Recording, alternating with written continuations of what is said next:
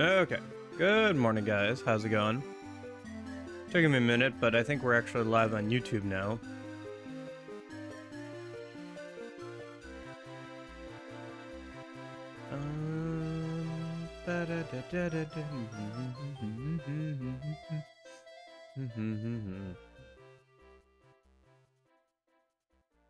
I'm kind of getting the urge to play like a Zelda game. After playing this game and stuff and some of the YouTube recommended content I've been watching. I still really want to go back and play like Twilight Princess and Wind Waker, and it would give me a reason to dig out my Wii U and stuff and actually use that, you know.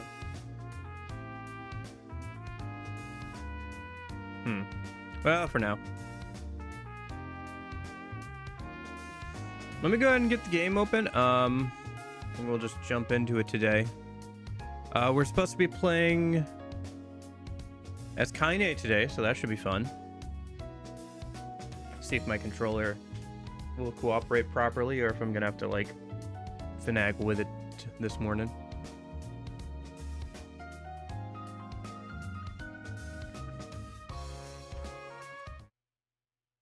Okay. Toy logic. Logistic. So far, so good. When we last left off, we ended up rescuing Yona. Emil died. We were forced to kill Devila and Popola. And we got a lot of revelations about the true nature of the world. And now, as far as I understand, we're jumping back to just after the time skip from Kaine's perspective. So we should be getting some more context on like the world and the major bosses that we're fighting. Should also be interesting to play as a different character as well. Whenever I interacted with Kaine, I was reminded about something from my past. Maybe my mind has been confusing her with my sister this whole time. Anyway. So this is right after we found out the truth about Emil. And his body changed to be the body of the ultimate weapon. Kaine's dreams, discrimination. Okay. The sound of rain filled the village. Oh no. The steep cliffs that surrounded the area magnified sound, causing even the slightest drizzle to rattle like a thunderstorm. Oh no. The thin wisps of smoke streamed from huts as the villagers huddled in their homes and waited out the rain. Oh no.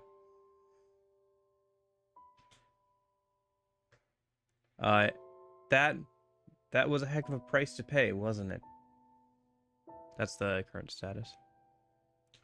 A single child, however, had braved the downpour and was now wandering slowly towards the wooden hawk-shaped weather vane at the center of town. The wanderer reached the vane, which had existed for as long as any could remember, and stared.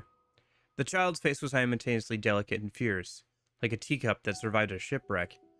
Those traits combined with pale white skin to give the face an almost sexless quality.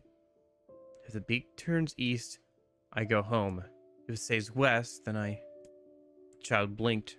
Rain slowly dripped down the young one's short hair and began its long descent to the ground. Come on! Come on! The child felt a slight breeze and watched as the weather vane slowly creaked to life, spinning this way and that. For a moment, it finally settled with the beak pointing firmly towards the east. East? Really? Before the vane could move again, a jagged rock came spinning and tumbling through the air, striking home against the child's head. The force of the blow dropped the child to the ground as a hail of stones began to fall all around. Oh no, they found me. A heartbreaking smile crept across the child's face as the stones continued their assault. Through the rain, the sound of multiple footsteps grew louder before a voice rang out. Yoo-hoo! Kaine! The voice belonged to Demo, worst of the bullies in the area. As Kaine struggled to stand, a final stone came skittering across the mud and bounced against her foot. Blood oozed from a cut above her eye and blurred her vision, but she could make out the shapes of Demo and his usual gang of idiots. The boy seemed taken aback for a moment by seeing Kaine's seeming indifference to the blood dripping from her face, but quickly regained his bravado. What's up, freak? You like the rain? You like getting all wet? Or did you finally decide to run away from home?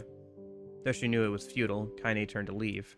Before she could get more than a few steps, the other children scrambled to surround her, cruelty burning in their eyes. Kaine knew those were not the only eyes on her. The tormentor's parents watched from the safety of their homes. She was attuned to this sensation.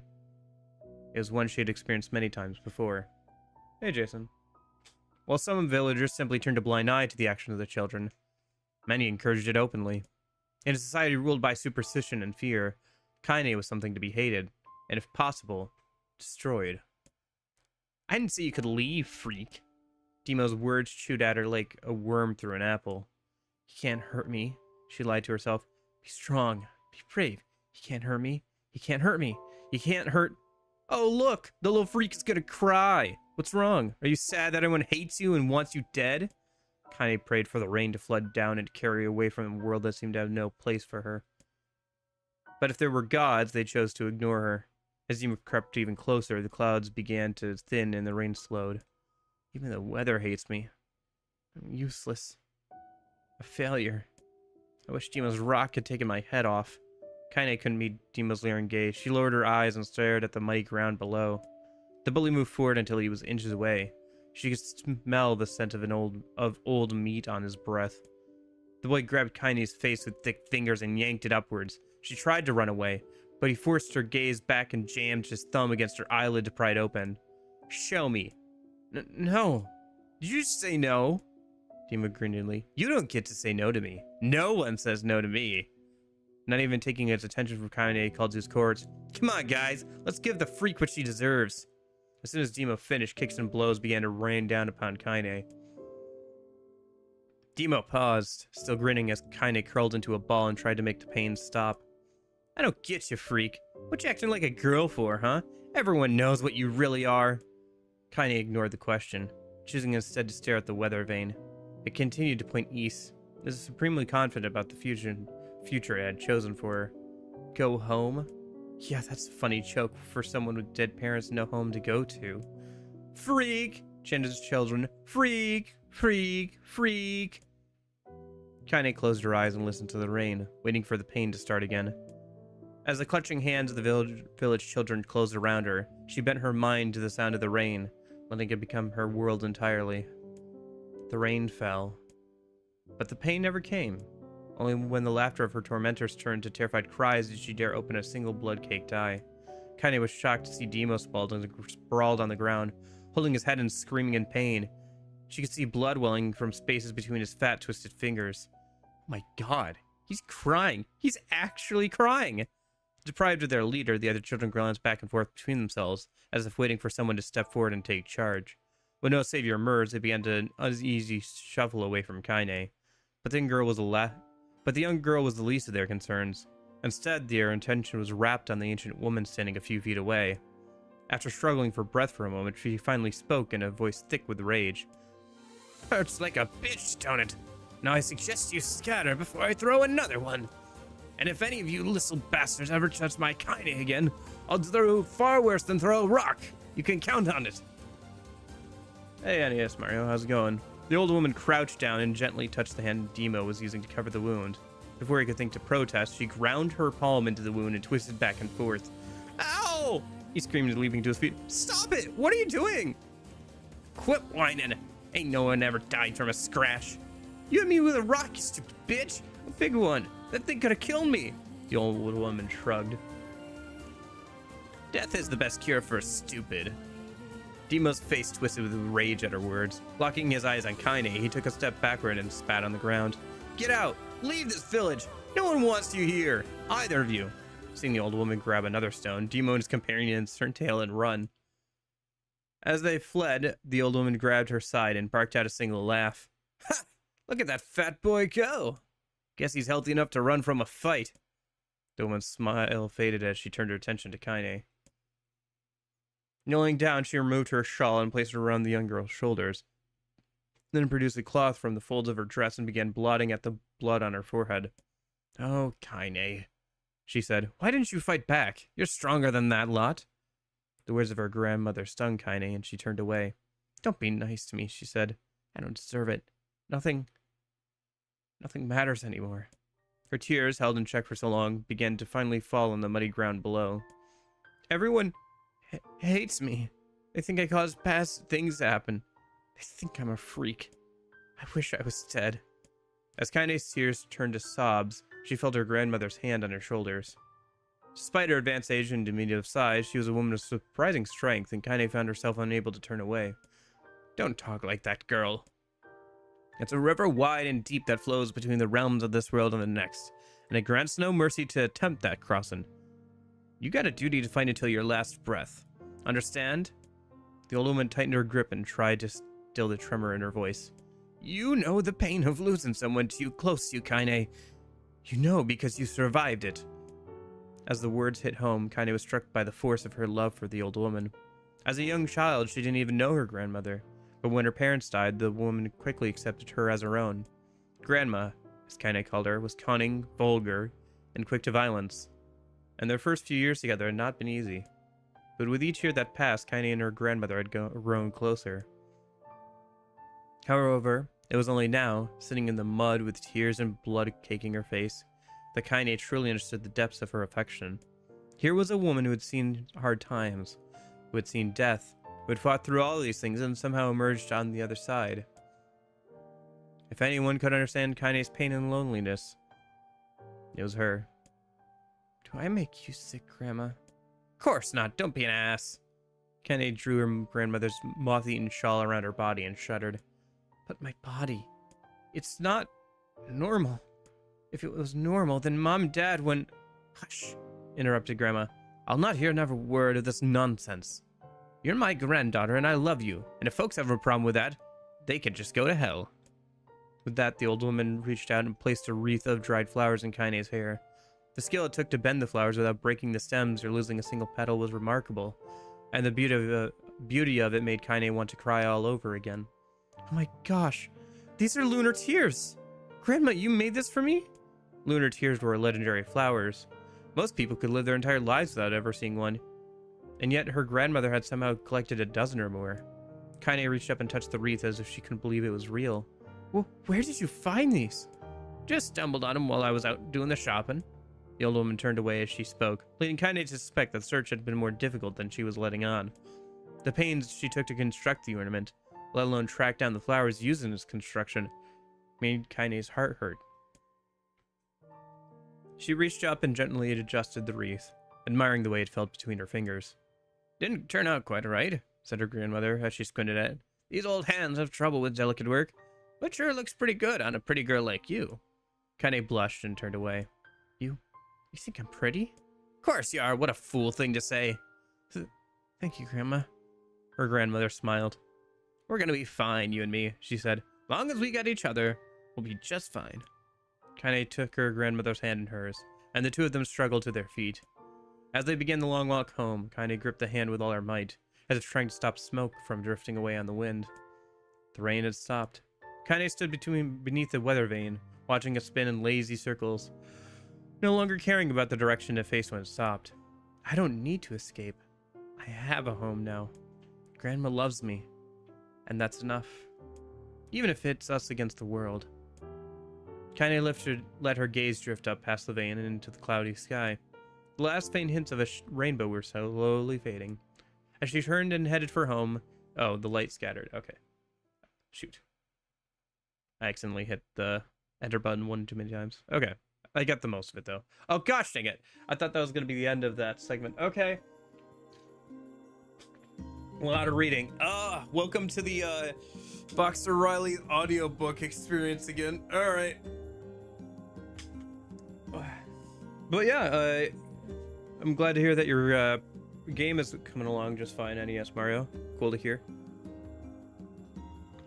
In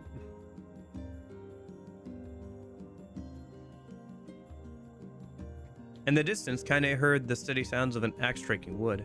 The noise had a purposeful quality to it, as if she was hearing a master woodsman go about his work. The firewood being produced, however, was as far from a work of art as could be. Pieces of every shape and size were flung about a barren yard with wild abandon. Anyone trying to stack such wood would probably die of frustration before their job was through. Stupid piece of a shit axe. Kaine's grandmother flailed away with the axe, filling the air with both splinters of wood and words that could make the most hardened sailor blush. "Grandma!" called Kaine. "That you, Kaine?" yelled the old woman, taking her eyes off the wood for a moment. "Don't get too close, or I might take your goddamn foot off by mistake." She brought the axe down on a piece of wood, sending chips flying in every direction. One spun past Kaine close enough for her to hear the whistle, at which point she decided to step back. When she scuttled to a safe distance, she cupped her hands around her mouth and shouted, "Grandma! Do you need help? I can get you water or lunch or a new axe or something." The axe, poised to strike another wobbly blow, paused in midair. The old woman considered her granddaughter's offer for a moment, then smiled. "Tell you what, since I'm doing such a piss-poor job of chopping, why don't you come here and take over so I can go get the water? Jade's been restless lately, and I don't want you running into one of them bastards." Relinquishing the axe, her grandmother picked up a long pole with wooden buckets on either side. Gathering water was by far the most difficult of the two jobs, but Kaine knew better than to complain. Once Grandma's mind was set, there was no changing it. Kaine did her best to help with chores, but Grandma took every single task that required travel to the village.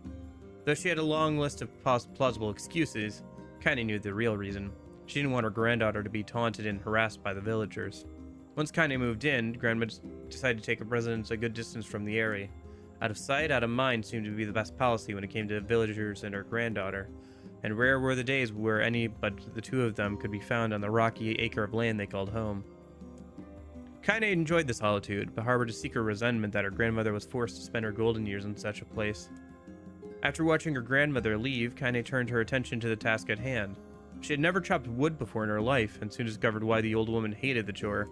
Swing after swing of the axe produced only a tiny crack in the wood, and when she finally managed to connect with a solid stroke, the tool embedded itself in the log and refused to budge.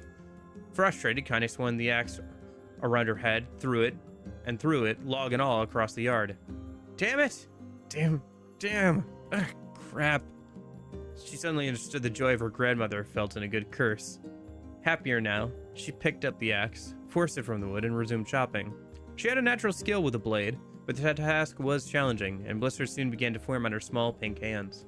"This is tough, and my logs are all weird sizes." Spitting on her palms and ignoring the pain, Kaine redoubled her efforts. Just as she was developing a rhythm, Grandma returned from the village. Setting down her buckets with a small sigh, she took one look at the logs and coughed out a wheezy laugh. "Pretty clumsy, girl. You better practice if you..." Her grandmother suddenly collapsed to her knees, causing one of the buckets to wobble precariously. Eyes wide, Kaine dropped the axe and ran to her grandmother's side. "Grandma!" The old woman shook her head and pointed a trembling finger at the bucket. "Get the bucket! Can't let it spill!" Kaine steadied the bucket with a foot as she knelt by her grandmother. A small bit of water sloshed over the side and made a new home in the hem of her dress, but Kaine didn't notice. Grandma, what's happening?" Crazed with panic, she grabbed her grandmother by the shoulders and shook. After a moment, the woman lifted her arms and batted Kaine away. Stop that! Just stop!" she cried, breathing heavily. "It ain't like I'm dying. Just tired from the trip is all." Kaine desperately wanted to believe her, but one look at the old woman's shaking hands and worn face told her more than words ever could. Her grandmother had lived a long, hard life, and it seemed the bill was finally coming due. The time when her grandmother watched over Kaine was ending. Sooner than either of them had feared, their positions would be reversed. The next morning, Kaine came to the side of her grandmother's bed and took her wrinkled hand. "Grandma, you're sick and you need medicine. I'm going to the village." The old woman shook her head and tried to rise, but Kaine gently pushed her down. "It's all right," she said. "I'll be fine." Her grandmother fixed her with a gaze that could melt steel. After what seemed an eternity, she finally lowered her eyes and sighed. "Well, I don't like it, goddammit. But I guess I should quit being so stubborn and let you grow up." The old woman watched as Kaine strapped on her boots and made her way down to the road to the village. Hours later, as an unseen sun made its way across a dark and rainy sky, she was still watching. Kaine moved at a brisk pace, checking her pockets every few minutes to make sure the money her grandmother gave her was still there. Every noise caused her to spin on her heels, making sure she wasn't being stalked by a shade, or worse, Demo and his gang. But she encountered neither tormentors nor shades, and Kaine finally found herself at the entrance to the village. A few adults she could see glanced sideways at her. then mutter to each other behind raised hands before slinking away into the shadows. Her heart racing, Kaine took a series of rapid, shallow breaths and tried to calm herself. I have to prove myself. I have to help Grandma. I have to be strong. She chanted those words to herself over and over as she slowly made her way. Finally, her eyes settled on a rotund older woman who was angrily waving her arms in the air, telling anyone who would listen exactly what she thought of Kaine's presence. Hey lady, said Kaine with a bravado she did not feel. Where's the apothecary? The woman's flabby cheeks shook in bewildered anger. How dare this thing speak to me, they seemed to say, but Kaine saw her eyes held a different emotion. Fear. Yeah, we're both scared, lady. Trust me on this one. Which way? Kaine repeated. The woman pointed at a small building to her right before hitching up her dress and stumbling off in the other direction. Kaine cringed, expecting a stone to come flying from the assembled crowd, but none came. Her mind was filled with a strange sense of pride as she made her way to the apothecary. But the new mission had little time to take root, for as soon as she opened the door, she noticed a familiar customer at the counter. It was Demo. He'd clearly been sent out on some kind of family errand, because his gang of followers was nowhere to be found. Oh my god. He sputtered. What are you doing here, freak? The insult was delivered without force, and Kaine happily ignored it. Stretching on tiptoes to see over the counter, she asked the shopkeeper for the medication. Ha! Barked Demo. That old bitch finally keel over? Go to hell, Demo. The boy's eyes grew so wide they seemed ready to fall out of his head. But before he could let fly a comeback, or worse, a punch, the apothecary told him to knock it off before he kicked them out of the store. Demo slunk out of the shop, cursing Kaine under his breath. Once he was gone, she allowed herself to breathe once more, taking a brief tour of the shop while the owner prepared the medication. Countless tiny bottles filled the cramped store, each with a label written in some indecipherable language, and an ocean of aromas assaulted her nose, creating a scent that was exotic, but not altogether unpleasant. Seeing such a variety of supplies gave Kaine a sense of peace. Surely, in a world so vast, there would be a place that she could call home. On the far wall behind the counter rested a portrait of a stunning young girl. The picture had once contained bright, vibrant colors, but time had worked its cruel magic, and they were beginning to fade. The beauty of the work, however, remained undiminished. You like that picture? Kaine turned to find the apothecary with a small vial of medicine in his hand.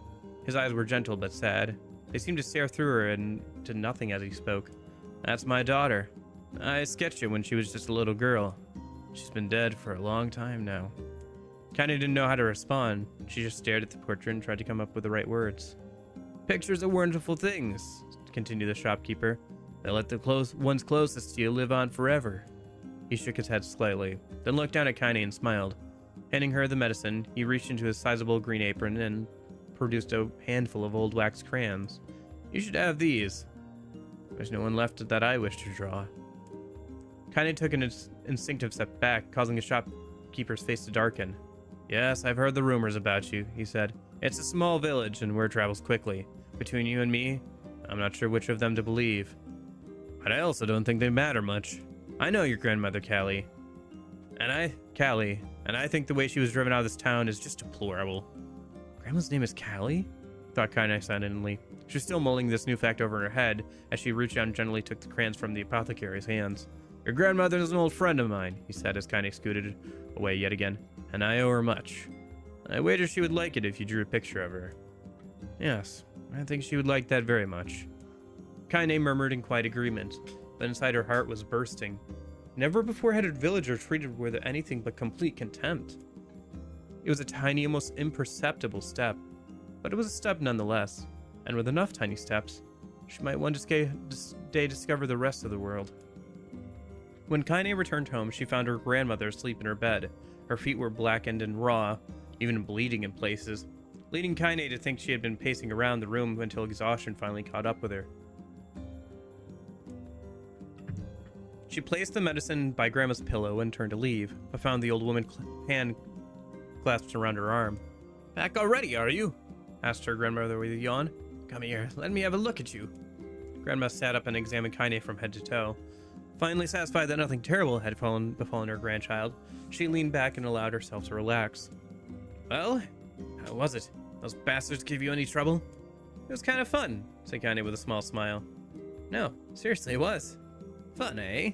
Asked her grandmother in a voice which implied she believed anything but. Uh-huh. So anytime you need me to run an errand, just let me know. As she spoke, Kaine removed the crayons from her pocket. After a brief explanation of their source, she informed her grandmother she was going to sketch her portrait. A portrait of me? Ridiculous. No one wants to stare at a wrinkled old crone. But Grandma, it'll make you live forever. Horse shit, said her grandmother, throwing back the sheet from the bed. Living forever would just piss me off. Now put those crayons away and help with dinner. But Kaine would not relent, and in the end, Grandma found herself leaning against the wall of their house as if posing for a master artist. Kaine took up the crayons, eyed her subject carefully, and set to work. Just as her grandmother was about to nod off, Kaine finished the piece. After staring at it for a bit, she released it from her grip and let it slowly drift to the floor. It's terrible. It doesn't look like you at all. I'm sorry, Grandma. I thought these crayons would, you know, make drawing easy or something. The old woman's eyes narrowed at her granddaughter's disappointment. Let me be the judge of that. They missed a, quotation mark, by the way. There should be a quotation mark before I'm sorry. She said, ignoring the pain in her back and reaching for the paper. The sketch could have been a person's face. It could also have been a boulder, or a lump of clay, or an incredibly misshapen loaf of bread, all rendered in a chaotic array of colors. The old woman stared at the picture for a long time, then slowly wheezed out a laugh. Oh, Kaine, she said between laughter, you truly are my blood. You're as clumsy as me, and I love it. But, hush, I won't hear any more bull about how ugly you think it is. It came from the heart, and I'll treasure it always. True to her word, the old woman gave the picture a place of honor above the kitchen table. In the days that followed, Kaine would also often catch her staring at the portrait with a strange smile on her face. An action she interpreted as a silent, mocking laughter. A week later, Kaine could stand it no more and asked her grandmother to take the artwork down. Hush, said the old woman. I'll take this down when they roll me in my shroud. She pondered this for a bit, then turned to Kaine and dropped to one knee. Listen to me, girl. Seeing this picture makes me happy in a way I've never felt before. And it makes me want to go on, so that someday you can feel the same happiness. It was a moment that burned itself into Kaine's memory. A perfect blend of pride and love and joy that came together to form a lifelong remembrance. She swore to never forget this moment, to never forget the old woman who had made her place in the world possible. Time moves on, people and memories move on in and out of life like ghosts passing through a hall. But this moment will be different, Kaine swore, because I will remember it forever. Forever. Oh, okay. Oh, boy. That took a while. Oh, my gosh, no. Why? Why? Why are we fronting these at the front? Why can't we space them out a little, man? Gosh darn it, Yoko Taro, you're trying to kill me here. All right, let me take a drink of water. I mean, it's interesting. It's just like, why is... I don't know, man. This isn't even like a visual novel. We're not leveraging any elements of like video games to our advantage here. It's just a short story that's put into the game before you can actually get to the gameplay. I'm sorry, but this kind of sucks. There's so many better ways to convey this story. Doing it through text is not... If you wanted to write a short story, put it like in the logs or like make a book or something, man. Don't like stick it in the as mandatory in the game. I'm sorry, this is just bad. It's not good. Kaine listened to the sound of crackling firewood and stared at the black object on her plate. She'd been pushing around the wooden disc for a good 10 minutes, ignoring the bemused stare of her grandmother. Dude, I already like books. I read a lot, okay? It's just, I don't want them in my video game. It's not even a visual novel. We're not leveraging any aspects of video games to make this a more compelling story. This is just a short story that they've shoved into, like, the start of, like, before you can actually play a game. Like, if it was an optional short story, I probably still would have read at least some of it, even if it was, like, off-stream or something, right? But, like, as, like, the intro to the start of a new chapter... Like, why is this here? Why is it not spaced out more? Why are we not being drip-fed this? They even have them as separate sections. As, like, separate quote-unquote dreams or whatever. Why are we not being drip-fed these throughout, like, Kaine's playthrough or something? It's so dumb. Kaine listened to the sound of the crackling firewood and stared at the black object on her plate. Okay. Finally, she summoned her courage and gave the object a brief sniff. A sharp, bitter scent flew up her nostrils and made its home there, causing her fist to twist with disgust. Grandma, I can't believe you want me to eat a bug. The old woman threw some more wood under the cooking pot and snorted. It's no bug, you fool. It's a berry. Why the hell would I be feeding you bugs? Yeah, well, it sure looks like a bug, said Kaine, and I think it's burned or something, because it smells terrible. With that, Kaine held her nose and threw the berry in her mouth, chewing as little as possible. Oh yeah, that's terrible, all right. Why, you little brat, laughed the old woman. Look at the sass on you. You've been spending too much time with me, and that's a fact. 5 years had passed since the moment when Kaine's grandmother saved her from the bullies. As is often the way with two stubborn people, their relationship had grown in fits and starts, but moved forward all the same. Meals that used to be somber affairs were now filled with laughter and hurled abuse in equal measure. Kaine could not remember a time when she had been happier. As the years went by, Kaine started to shoulder more and more of the daily responsibilities. Her grandmother's legs grew weaker by the day, and she could no longer do many of the chores she used to take for granted. But, like, there's no visuals, there's not good use of music, there's no, like, just put some concept art up or some establishing shots. Like, why do we not have, like, some basic artwork of the, like, room that they're in behind them? Or, like, some brief sketches of, like, what Kaine looked like at this age or something. The, like, presentation is horrible. Like, there's so much you could do, even with, like, a small amount of effort to, like, make the presentation better. And you could also pace it out better. And you could also make it optional. Like, it, or at least, like, make the first one not optional and then make the rest optional and kind of, like, give them out as rewards to the player. So they're interested, like, oh, I get to read more of Kaine's story. Plus, that'll, like, be a good juxtaposition to the gameplay.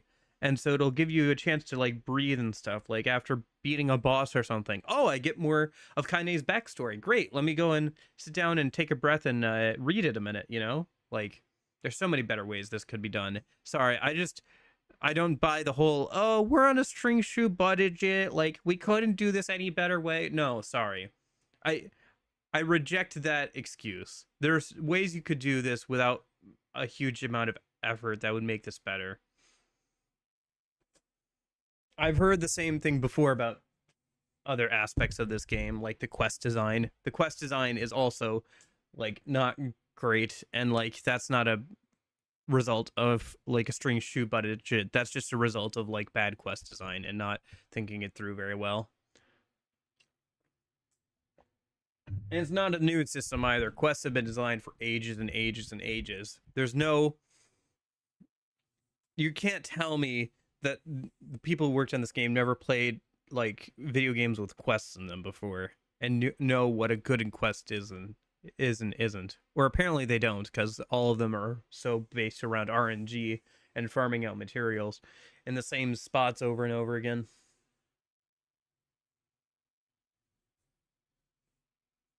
Anyway. Okay. And so this morning found Kaine lacing up her work boots with a breakfast of burned berry rolling through her belly. Where are you going today? Asked Grandma suddenly. Kaine looked up in surprise. The old woman rarely asked for specifics anymore. Well, I was going to check out the kelma trees and see if they were ripe. I thought we could make some jam or something. Oh, and I'm going to pick up some flagstones. I need to take the wheelbarrow. Flagstones? What in the hell for? Kaine stared at her grandmother, then held out her arm and swept it around their home. Constructed mostly of cloth, rope, and rubble, the old place sagged like a boxer in the final round.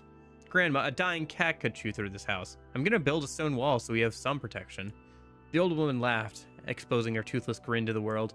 God damn, girl. If a bunch of thieves want to ransack this old place, let them come. We got nothing worth stealing anyway. I'm not worried about thieves. I'm worried about shades. People saw one west of the village yesterday. The old woman tilted her head and stared at her granddaughter. Well, shoot. I don't know why you have to do it today. We can worry about it some other. Grandma, no. If I don't go to the kelma trees, we won't eat tonight. You know that. A confused expression passed across the woman's face, and for a moment she was a small child lost at a carnival. Yes, she said after bed. Yes, of course, you're right. I'm sorry, Kaine. Mainly, it seems my mind is... She didn't finish the thought, instead walking over to the nightstand and gently taking the wreath of lunar tears from the drawer. The flower's petals had aged to a brilliant whiteness, and Kaine thought it was more beautiful now than the day she first received it. You're gonna be a true woman soon, Grandma said as she placed the flowers in the girl's hair. So that means less chatter about shades and building defensive walls and more talk about how beautiful you become. Annoyed, Kaine reached up to remove the garland, but the look on her grandmother's face stopped at her hand. You're a beautiful thing, said the old woman. There ain't another like you in all the world. I'm very proud of you. Okay, Grandma. That's enough goddamn compliments for one day. Such a mouth on you. Where did that come from? Gee, I wonder. I'll teach you to sass me, girl, yelled Grandma. Suddenly, she lurched forward and grabbed Kaine by the ears, pulling her around the room with a crazed grin on her face. Grandma! Yelled Kaine in a quaking voice. Grandma, stop it! What the hell? The old woman stared at her and blinked, then slowly held her wrinkled hands out as if it was the first time she'd seen them. Oh, I don't know what happened there. I'm sorry, girl. Sometimes my mind just... Kaine thought the look on her grandma's face was the most heartbreaking thing she had ever seen. Listen, she began. Maybe I should stay home after all. No, I won't have you stay here to keep an eye on an old codger like me. You go get your fruit and your wool and whatnot. I'll be fine. And when you come back, I'll have a nice grasshopper dinner waiting for you. Kaine rolled her eyes, then kissed her grandmother on the forehead and made ready to depart, trying desperately to ignore the worry that was gnawing at the walls of her heart. Kaine could feel the old woman's eyes watching her as she moved down the path. Don't turn around. Don't turn around, she told herself. But in the end, the temptation was too great. She spun on her heel for one final look and saw a small, bent woman in front of a ramshackle hut with a sad expression on her face. Gods, she looks so old now. It's like the wind could reach down and just carry her away. Kaine worried about her grandmother all day, causing her work to suffer. What little fruit she could collect was tossed carelessly into the wheelbarrow, and she only found a couple of stones before losing interest in the project. Finally, as dusk approached, she decided to call it a day.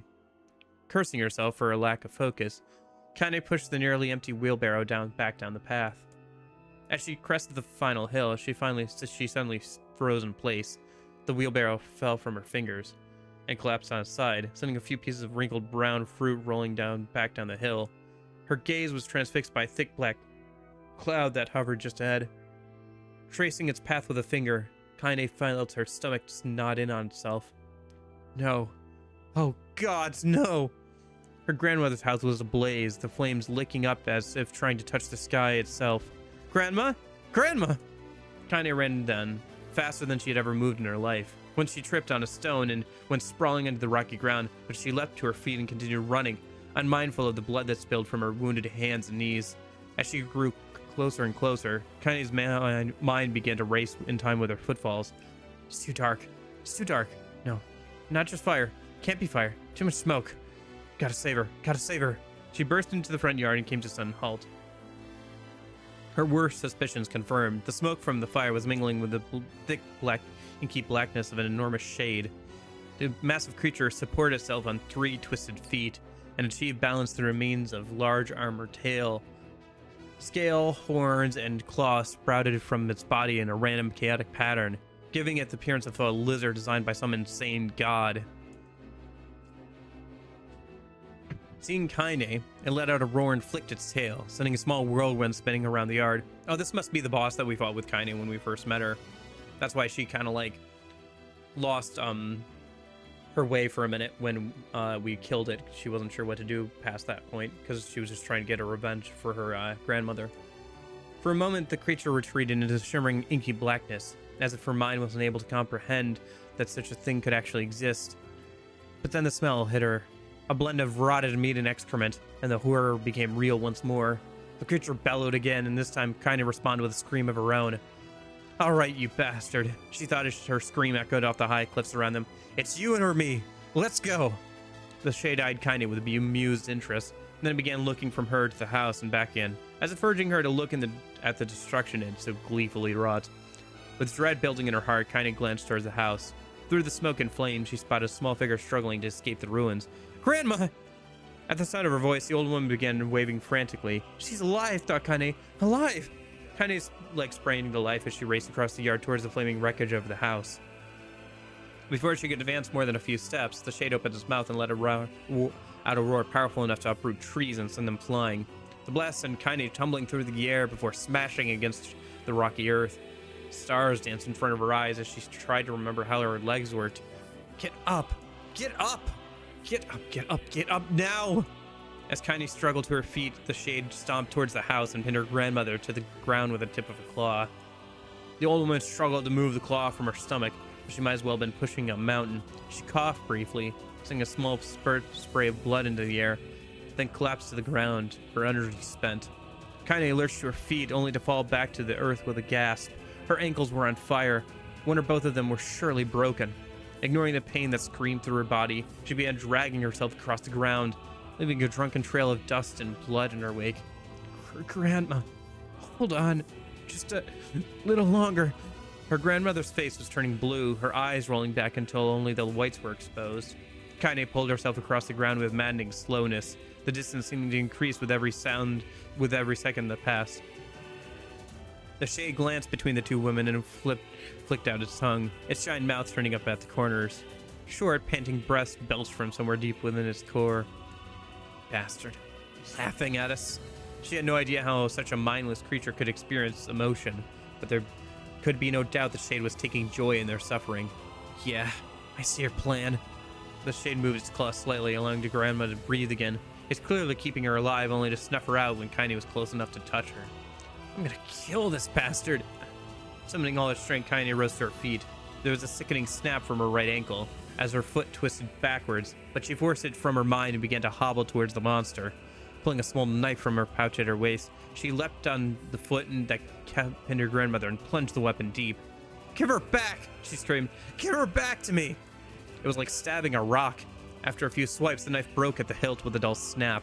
The shade panted laughter again, then raised its tail and sent it rushing through the air towards the young girl that was latched to its foot. Kaine never had a chance. The tail struck her square in the chest and sent her crashing into the burning wreckage of the home. As she lay on the ground with blood pouring from multiple wounds, a small, weak voice spoke up. Kaine? Kaine's vision blurred, but she forced herself to focus on the sound. Finally, her eyes cleared enough for her to make out her grandmother's hand reaching out to her through the smoke. Grandma? Kaine, you gotta run. You can't miss this one. Kaine grabbed the hands and held on with all her strength. Grandma, come on, we have to go. The old woman coughed loudly. One of her hands, slick with blood, slipped from Kaine's grasp and thumped to the ground below. Grandma, no, no! I said run, goddammit. You have to live. You have to get through. The thought would stay forever unfinished. Before she could say another word, the shade-clawed foot descended, smashing through the remains of the roof and down upon the shattered figure of the old woman. Blood oozed from the gaps in the creature's toes as the terrible putrid smell assaulted Kaine's nose once again. She stared at the foot, dumbfounded, convinced that what she was seeing could not possibly be real. When the creature finally lifted its appendage, all that remained underneath was a twisted, unrecognizable mass of rubble and red. Her grandmother was gone. Kaine blinked, trying to feel the hands which had been in hers just a moment before. For a fleeting second, she could remember the warmth of that embrace, the trembling of the fingers, but then the sensation drifted away on the breeze and was gone. Memories flashed through Kaine's mind, one after another, faster and faster, until they became a meaningless jangle of noise. Kaine screamed then, a thunderous sound that echoed off the cliffs and seemed to roll away forever. The shade eased forward, black ichor pouring from its mouth and dissolving into smoke on the ground below. Ichor being the blood of the gods, I believe? The earth shook with every step as it crept toward its prey. Kaine's body slowly rose as if controlled by a mad puppet master. Her arms and legs were bent at impossible angles, her head lolled silent dangerously to the side. Yet somehow she managed to stand. Staring at the shade, her eyes began to glow with a deep red fire. The creature, so confident just moments before, took a slow, hesitant step backward, trying to discern if this broken human could possibly pose a threat. Kaine seized the moment. Laughing like a mad woman, she leapt into the air and plunged the shattered hilt of the knife deep into the leg of the shade. The shade shook off Kaine like a fly, sending her crashing to the earth once again. Her chest rose and fell slowly, as if a great weight were resting on it. Moist sounds of pain echoed through her mind. Something warm and thick oozed from her ears. Is that blood? I think it is. I think I'm bleeding to death. No, can't die. Grandma told me to live. Deep inside Kaine's mind, something finally broke. The sound, the pain, the smoke and flames. All of it faded away until all that was remained was a single incantation repeated over and over again. Kill it. Kill it. Kill it. Kill it, kill it, kill it, kill it, kill it. Okay, you get the idea. Kill it now. As the spark that was Kaine slowly began to flicker and die, she felt her desire to kill and her desire to live blend into one. The distance between heartbeats grew longer and longer and longer. Jeez, okay. Are we done with the audiobook stuff? Okay.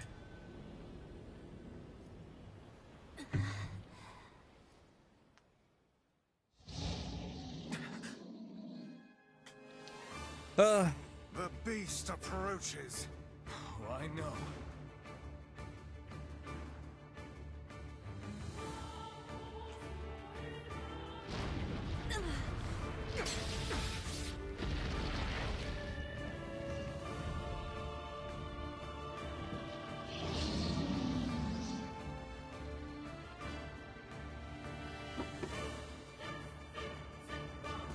Oh, okay. I didn't expect that. I thought we would be playing as Kaine. Or like it would just skip over this section. What anger this creature must have. How did it even survive these past 5 years? I'm not gonna let this happen again. It dies today. My sword feels lighter. It's not the blade, but the skill of the user. Strike it down.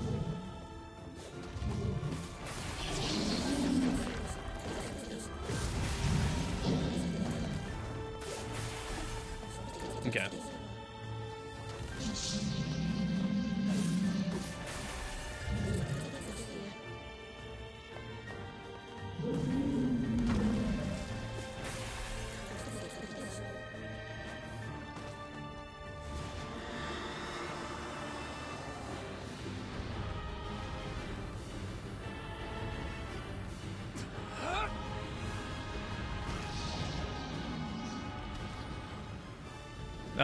Current status, beating an enemy senseless. Get down and stay down.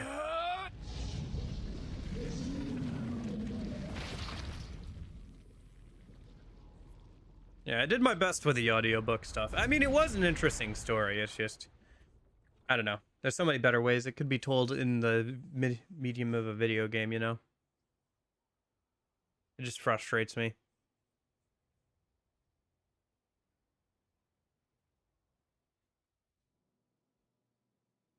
Oh no. Okay, jeez. All right. Why? Why? Why do I have to read more? No. Please, no. All right. Fine. Gently. Weakly. Softly. The shade, sure that tormentor was dead, turned and stomped off towards the horizon, stopping along the way to bellow one final roar. Couldn't kill it. Shame beyond imagining, Kaine tried to turn her head to the side, but only succeeded in coughing up a huge gout of blood. It was getting difficult to see, and only after a moment of fierce concentration did she realize her left eye was gone. Laughing to herself, she turned her remaining eye to the ruins of her home and noticed a ragged stump of her arm resting a few feet away. Yeah, that's mine, she thought with a mad giggle. This is gonna make clapping a real bitch. Ha! Cried a son voice from the depths of her mind. Finally gonna die, are ya? Well, you had it coming. Go to hell, Demo, she thought at the unseen assailant. Go to hell before I pluck your eyes out and feed them to a dog. The voice of her childhood terror evaporating into smoke, only to be replaced by another, more recent voice. Hold still, said the apothecary, materializing from the ruins like a ghost. I want to draw you. That way you can live forever. No, stop. Don't want to live forever. I want to die right here. I see. he said quietly. Well, if that's what you want. The spectral shopkeeper fluttered in and out of existence for a moment, then produced a piece of paper and sketched quickly. After a few seconds, he turned the page to Kaine and smiled. Since you rejected my offer, I decided to draw someone else. It was a picture of her grandmother, real as life.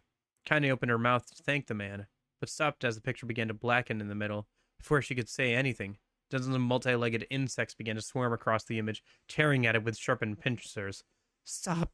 No! Don't hurt that picture! Kaine reached out with her remaining arm and waved futilely at the air. To her surprise, the insects fell off the picture to the ground below, where they vanished into tiny black tendrils of smoke. Relieved, Kaine turned her good eye back to the picture, only to open her mouth in a silent scream. The sketch now showed her grandmother as she truly was, a smashed, unrecognizable lump of nothing. The apothecary smiled, then broke into a jolly dance. See that? He cried as he danced his jig. It's perfect now. She looks just like you. Ah, cha cha cha cha. I look like that? Oh God. Oh God, I'm gonna die. I'm gonna die. Drowning in despair, Kaine let her head back in the mud and smoke of her ruined house and waited for the end to come. But just before she let everything go, an unfamiliar voice began whispering in her ear. Ain't you got a wish, sunshine? The voice was vulgar and fierce at the same time, as if insanity had somehow found a way to take form. Kaine wanted to scream as the voice crawled under her skin, but her lungs refused to work. You know, a wish, like a prayer or something. Why don't you get on your knees and start praying to heaven? Please, invisible man in the sky, save me, save me! Kaine finally resorted to shouting at the voice with her mind. I don't make wishes. They don't come true for me. I'm a curse, a freak. I should be left to die. The other voice boomed in her ears. Oh God, you are the best. Kaine again glanced down and saw a black shiny substance oozing from her legs. She tried to brush it away, but the remaining arm would no longer respond. The substance slowly crept around her feet, then began moving up and toward the rest of her body. Is this death? Is this what it's like? Or is my mind just losing itself? She could feel the slime oozing upward, feel the hot searing pain left in its wake. Whatever else might be happening, she was still alive, and this was real. Come on, said the voice. Let it go. Kaine tried to ignore the voice and concentrate on the pain, but the newcomer would have none of it. Don't ignore me, sunshine. You're ready to give up, ready to die, so why not let me have it? Have what? Your body. Come on, give it to me, give it to me. I want to stand on the ground, feel the rain, taste the wind. The voice paused as if licking its lips. When it resumed, it was filled with a mad, unabated joy. And I want to take your hands and use them to choke the goddamn life out of people. I want to tear out their throats and bathe in the blood, just like before. In response, Kaine shifted her head and vomited. The warmth of it crept down her front and mingled with the pain of the encroaching black ooze. Are you a shade? Yeah, maybe. What of it? The slime reached her face, crept up past her nose, and slowly oozed in the socket of her missing eye. The moment it touched her brain, Kaine was struck by the most powerful sensation she'd ever felt in her life. It was ecstasy. She wanted to scream with delight, but all she could manage was a small whimpered moan. Feels good, don't it? Said the voice with a chuckle. Yeah, what can I say? I know how to please the ladies. Now give me that body. Come on, give me the body and I'll give you more of this feeling. It's a fair trade. The black lump began to protrude from Kaine's side. As she watched, it grew longer and thicker, eventually taking the form of her missing arm. I can see better, she thought. My eye must be growing back too.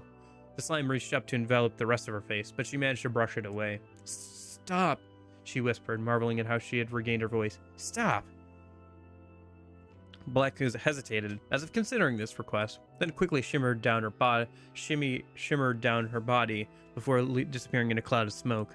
Ah, what the hell, sunshine? Screamed the voice. We had a deal. I thought you wanted to die. Grandma said, can't die yet. A brief image of her grandmother, bloodied and broken, flashed before her eyes. She saw the shade that had killed her and heard its mocking laughter. Then closed her eyes and forced the image from her mind. Her whole body was quaking with rage.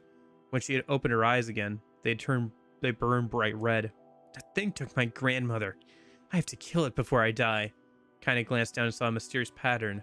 The pattern of the shades burned itself into her left arm. Well, be damned, said the voice cheerfully. Look at that, sunshine. I think you and me are going to be good friends now. Kaine stared intently at the arm. The more emotional she felt, the more the letter seemed ready to puncture her skin and begin infecting the rest of her body. The arm clearly had a will of its own now. Stop. Gotta stop. Holding her left arm in her right, Kaine took a deep breath and tried to calm herself. Come on, don't fight it, pleaded the voice. Hate's my favorite dish, and I'm hungry. Let it go. Feel the anger. Burn with the fire of revenge. Thirst for blood. Then go out there and... Shut up. Shut up and get the hell out of my body. Your body? Oh, that's rich, Sunshine. Real rich. Look, why don't you just go up and die so I can have this body all to myself? What do you say? I bet those buddies of yours in the area would love to see you dead. Kaine grabbed a nearby shard of glass and tried to saw off the shade-infected portion of her side. Before she could, her darkened left arm grabbed her right wrist, crushing it. Kaine screamed and dropped the shard as the sound of bone crunching on bone filled the air. Stupid idiot girl. You're possessed now, Sunshine, and there ain't no going back. The voice laughed again, a loud, long wail that seemed to go on without end. Possessed? Whispered Kaine. Yeah, possessed. You and me? We got you what you might call a timeshare arrangement. Remember how folks used to think you were a freak? Well, wait till they get a load of you now.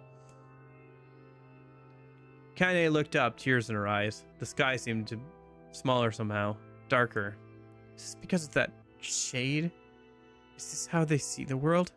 So, listen, heard the voice. I know this whole possession thing is a bit sudden, but it ain't all bad. There's plenty in it for you, too.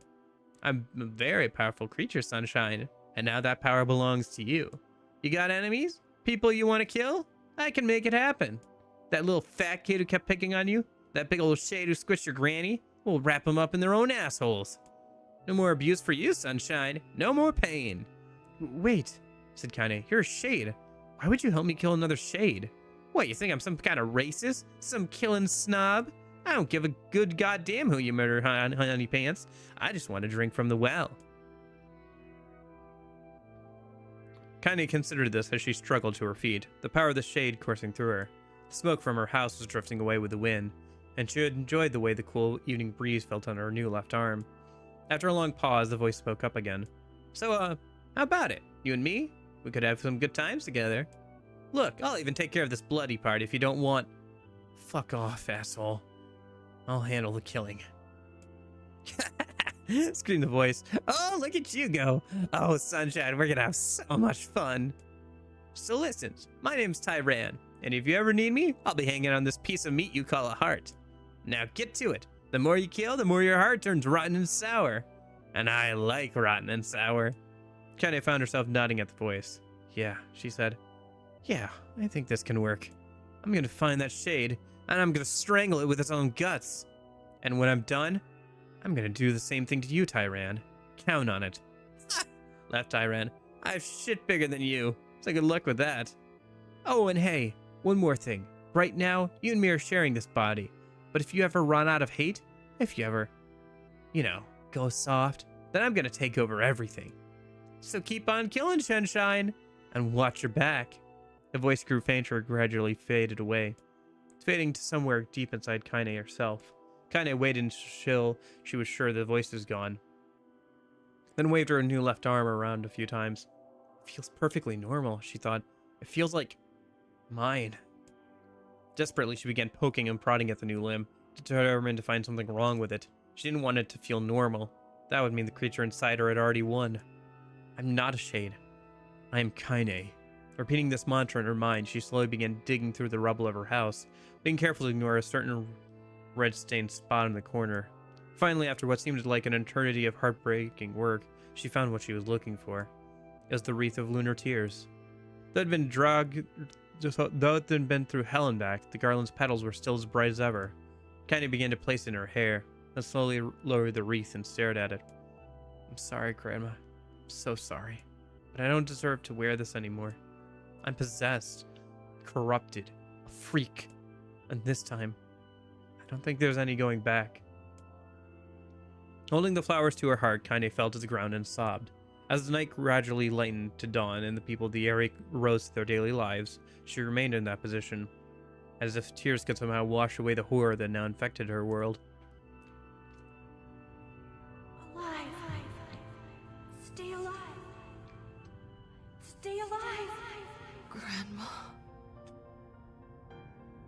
Kaine, you gotta live!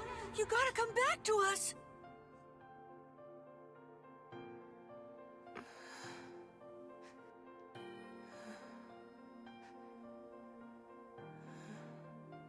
Oh, hey.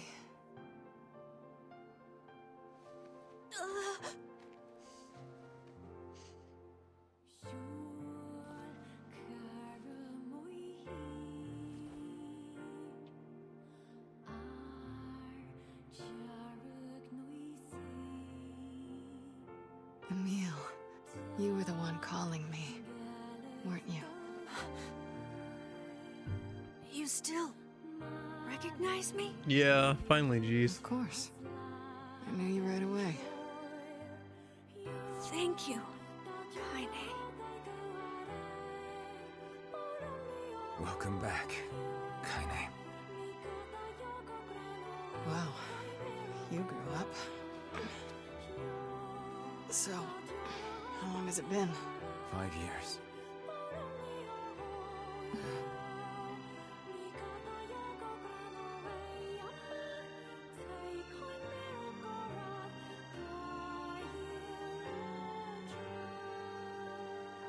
Shit. That's a long time. Any luck with Yona?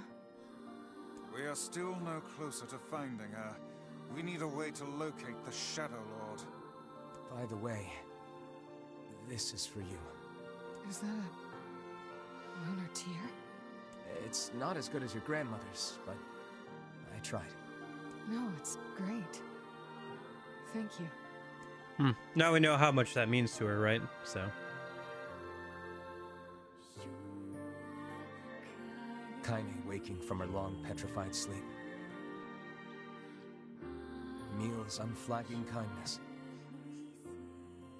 Our reunion was a happy one, and we let it wash over us like rain. That is, until Devila and Popola had to go and ruin it all. Interesting that we're still getting the same narration that we got Are you kidding me? in the first Can't route. be serious. And now I remember that moment heavily criticized for being almost emotionless in remaster compared to original. How so? Please try to understand. People are tired and scared, and I'm sorry. I'm sorry you have to bear the brunt of that. This is crap, and you know it. It's okay. We can sleep outside. No one's sleeping outside. You and Kaine saved this village. All right, I'm gonna kind of skim through this because we did see this like not that long ago. And really, I understand. I mean, look at me. As long as you're still with us, I can deal with it. Right, Kaine? I'm used to sleeping outside. But We'll see you later. Sorry about this.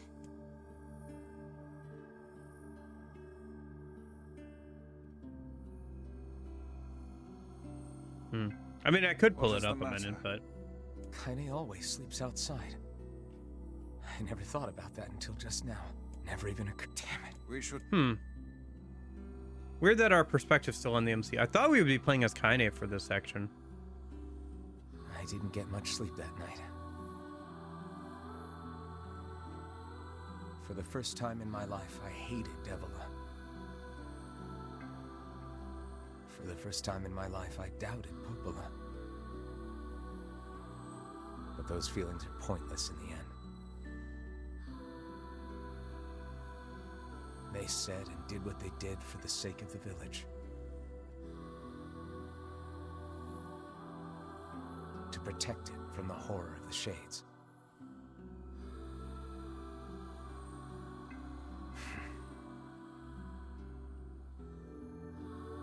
Really, how can I blame Devila and Popola?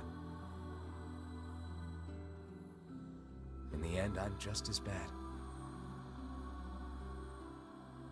Because I never once stopped to think about Kaine and Emil's situation myself.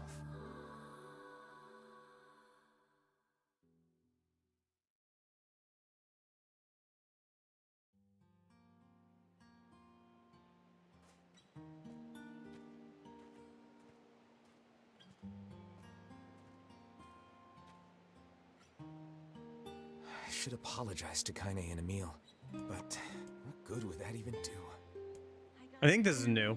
Wait, is that? Campfires Yeah, this is new. Happy to get to talk to you again, Kaine. Yeah, me too. I tried everything I could think of to save you, you know. I polished you with a special cloth. I poured warm water over you. Wait, you poured water on me? Yeah, but it didn't really do much except make you all shiny. Yeah, you too. Sorry, I've just been like having to gonna talk more. I've just been having to read out all that dialogue. Hey, Emil. Good to see you though. Thanks for saving me. Glad you're doing well.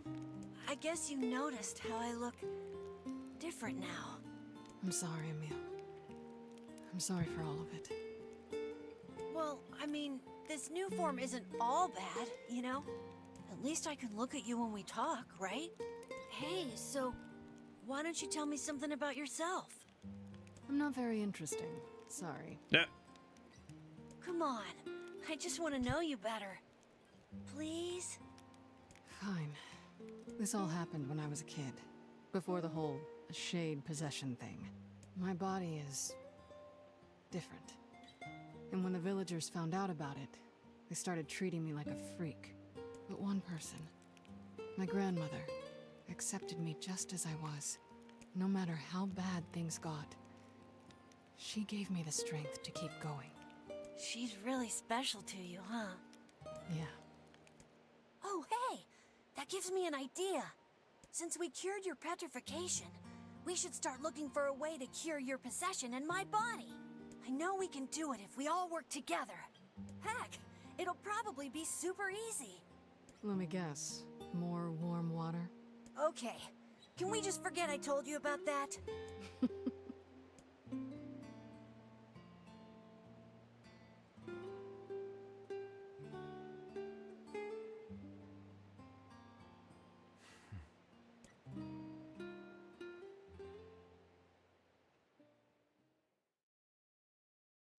Oxera has brought a chick with home. It makes little trips and follows me around. It's just the cutest thing ever. No? Sleep well? Sure. And yet your red eyes tell a different tale. So we saw this. We didn't see the fire Don't be so hard. campfire I scene need to go before. see Devila and Popola. Very well. What might that be? It's Mom's diary. I have not heard you speak much about your mother. This is new too. Current status: discrimination blows. Yeah, sure. She got the black scrawl and died when I was little. My apologies for bringing it up. It's all right. I can barely remember her face anymore. This is the only thing I have left of her. Reading it helps remind me of when we were still a family. I see. But the final entries get a little strange. In what way? Well, here, take a look. Oh boy, more reading. All right, let's see it.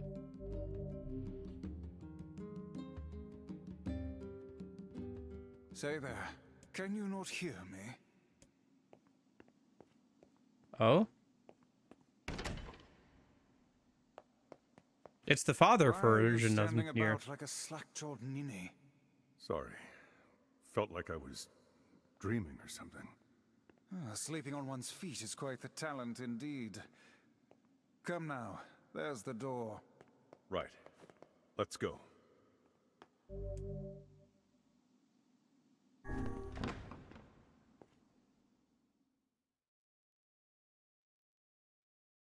Boxer Riley's made a new friend. Guess what? He's a king. I wish I had some friends.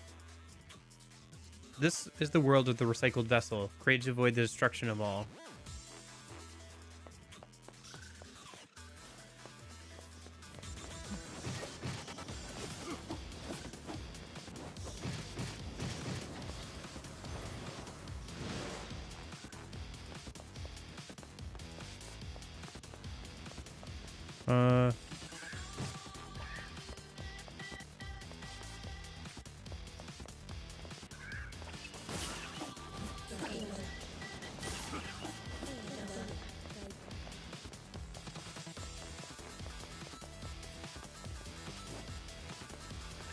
Music here is interesting. So we get to play as Papa Nier here a little bit. Also, it looks like we can't take any damage.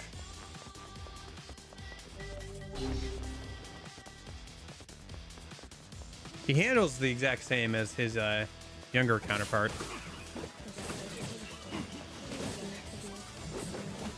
Oop. I guess that works.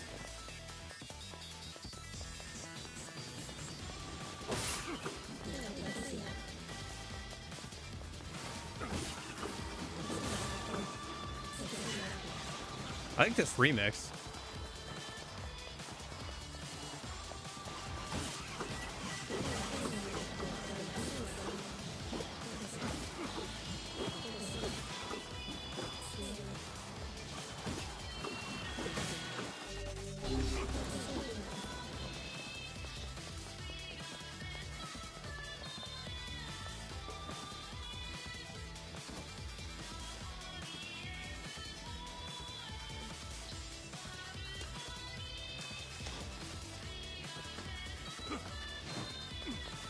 Did I miss some of the enemies and now I can't progress? Okay. I have to go back and kill all the enemies, I think.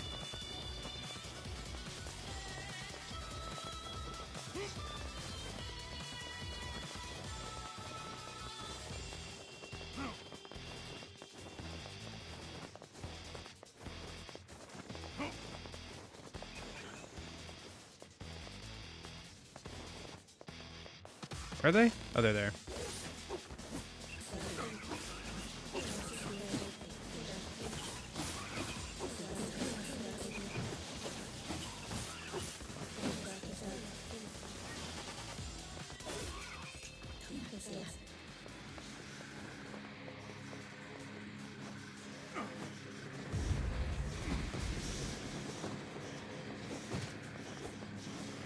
I can take damage now.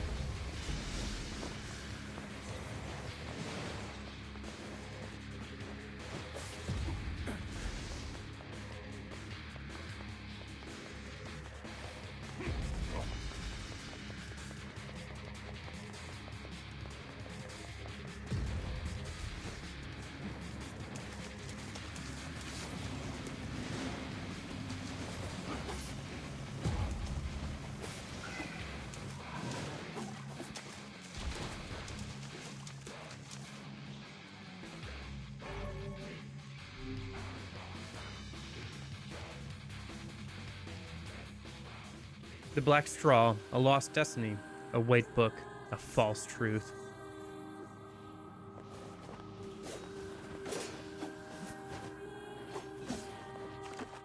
I have reshade turned off, right? Yeah, I do. It just looks like that. Some really weird filters are applying to this.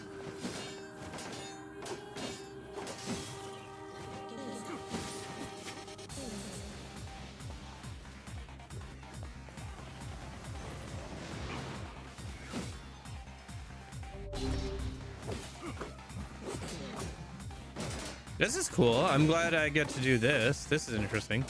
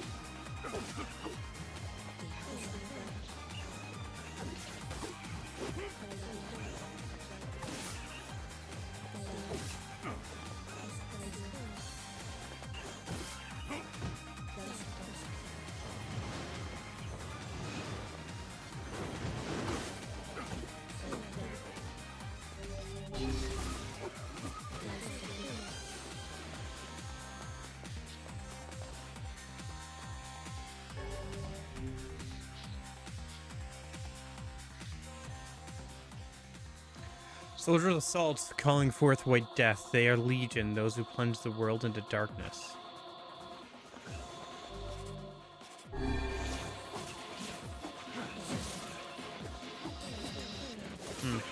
Okay, maybe I'll check it out here in a minute.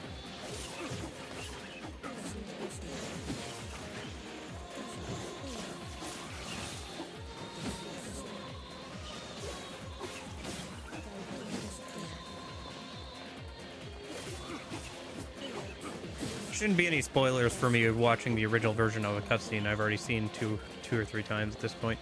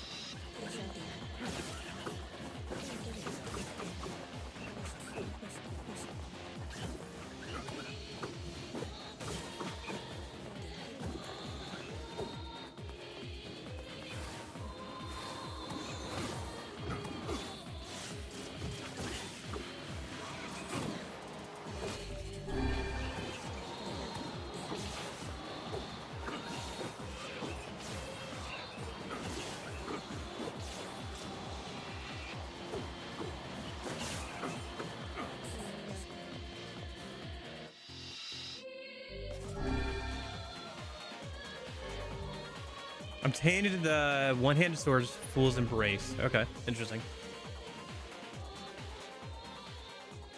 The dragon's corpse brought death to the world, living onto it the power of its magic. Okay. I mean, you can link in the chat too, that's fine. I don't think I have it set so you can't do that or anything. Unless YouTube itself won't let you link in chat, but I haven't turned on a setting that wouldn't let you.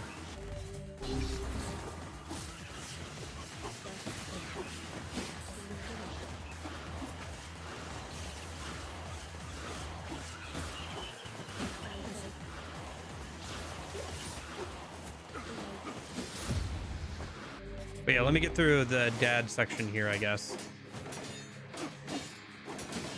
It's weird that this is like how they chose to, like, I don't know. They said the mom's diary was weird, and I was like, huh, that's interesting, and then this happened. I do like the remixes here, though.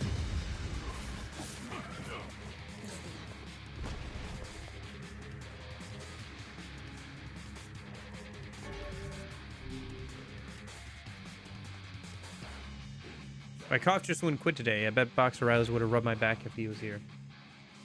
The black sickness stains the future. They journey to return to the soulless vessels. Guessing these are, like, supposed to be the weird entries that are in Mom's journal. Or diary or whatever.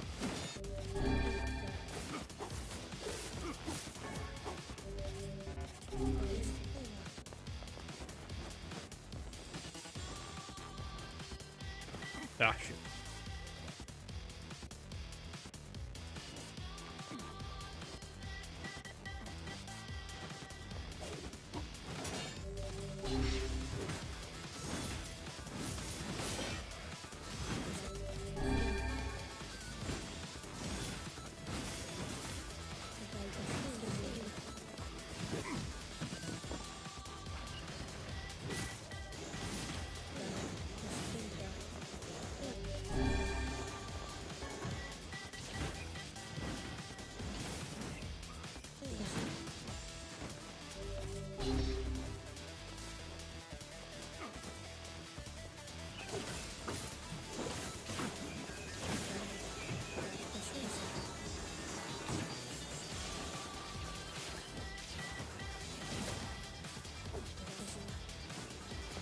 Ah.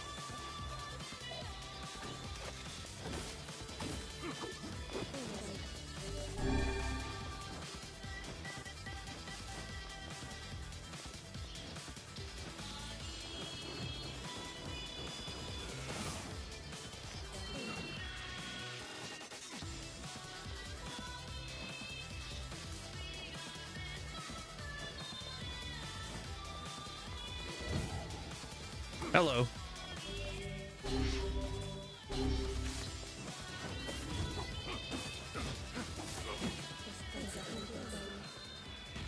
Yeah, these weapons are pretty good, man. I haven't even fully upgraded them, and I'm killing them pretty quickly here. Obtain the Kabuki outfit. Okay. You earned 1,000 experience points. Got some more medicinal herbs. Okay.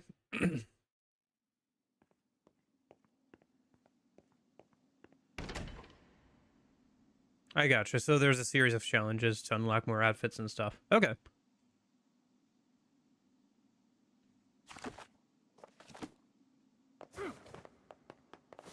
Let me... Yeah, leave for now. That's interesting. Okay.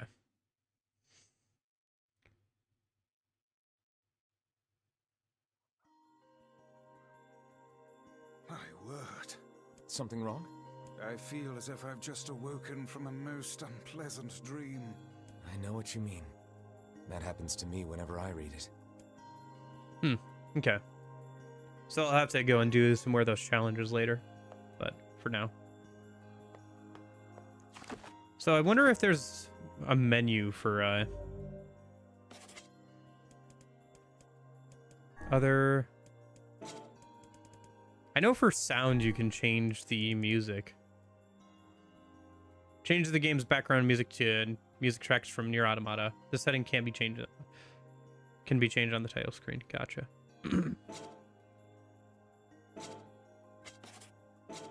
Maybe it's under Grimoire Vice.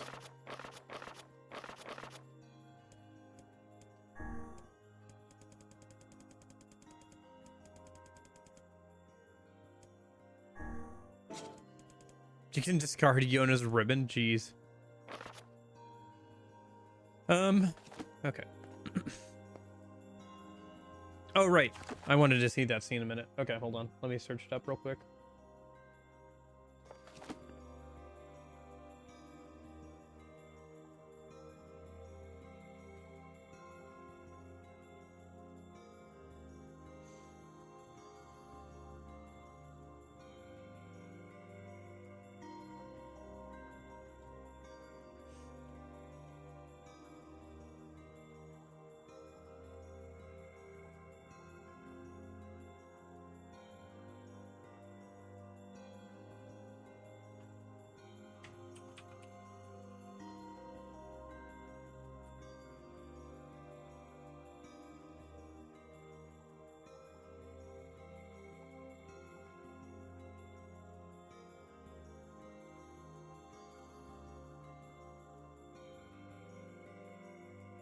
Actually, I kind of want to see. Okay. Let me pull this up on stream.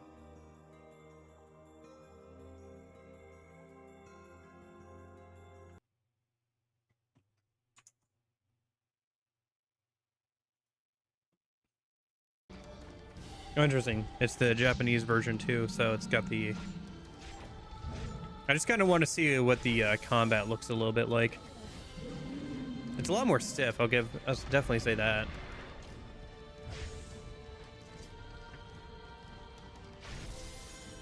Looks like they're using the Phoenix Spear, which makes sense. One of the better weapons in the game, outside of the DLC weapons they added for Automata.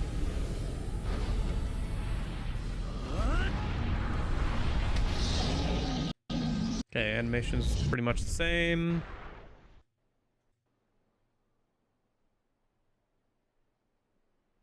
Model looks a lot different for Kaine.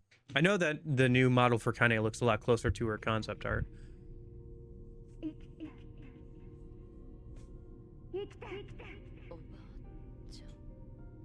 I mean, one of the differences is that this is going to be the Japanese version, not the English version, right? But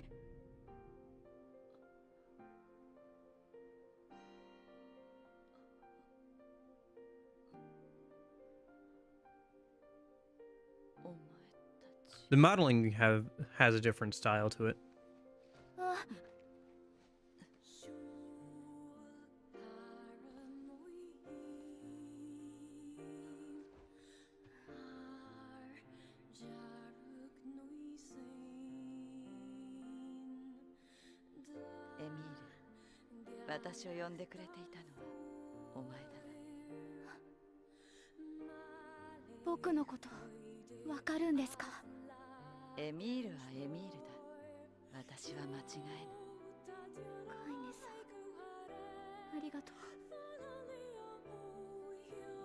おかえり、カイネ。ずいぶん立派になったな。 It's interesting to see the like old style modeling. The biggest difference is just in the 5年 faces. だよ。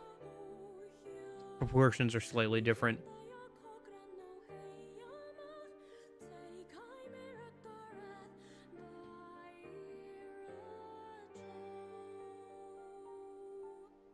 そうか。5年か。ヨナは探してるが、魔王の足取り自体なかなかつかめぬ。それは月の涙。おばあちゃんのに負けないやつをって頑張って作ったんだけど。そうか。ありがとう。ありがとう。失礼。あ、ポポルさん、ちょうどよかった。 Oh, this is interesting. カイネの石化が解けたんです。 Hold on, I haven't seen this. This is different. This must be, they must have like just had the, okay, hold on. 1 second. Let me just look this up real quick. Nier Gestalt,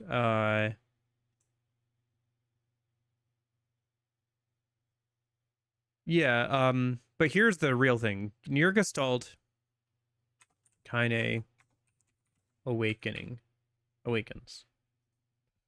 Because that's what we really need to compare it to.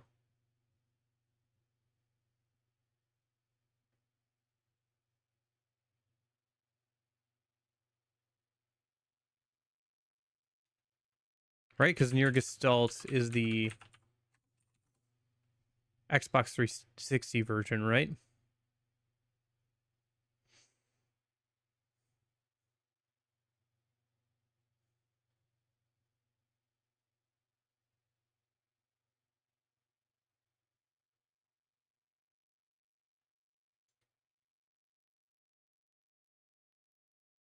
Or is it just called Nier? How about this? Nier Xbox 360.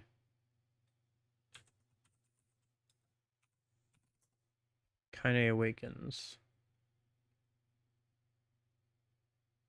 That's versus Kaine. Nier walkthrough. I could probably find what I need from there.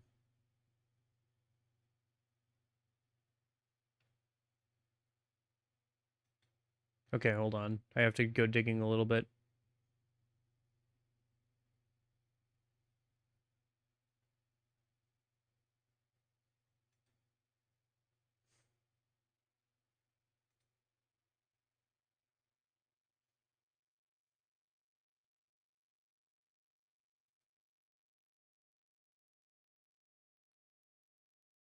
Okay, so this is like before the time skip. And then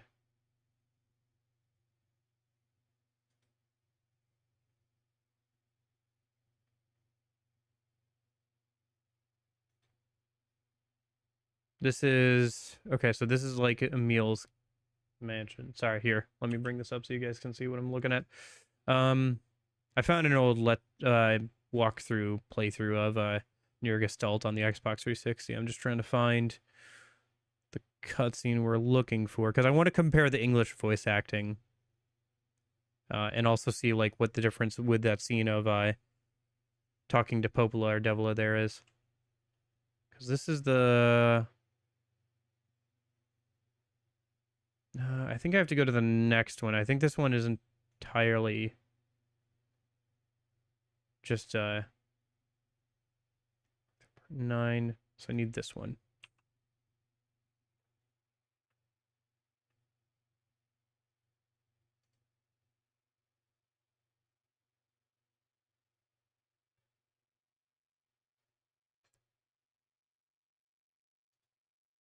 Here we go. Stay alive. So I think the voice actors are the same. No, 1 sec. Grandma? I think the voice actors are the same, but they redid some of their voice acting, so I don't know how close this will be to the original or not.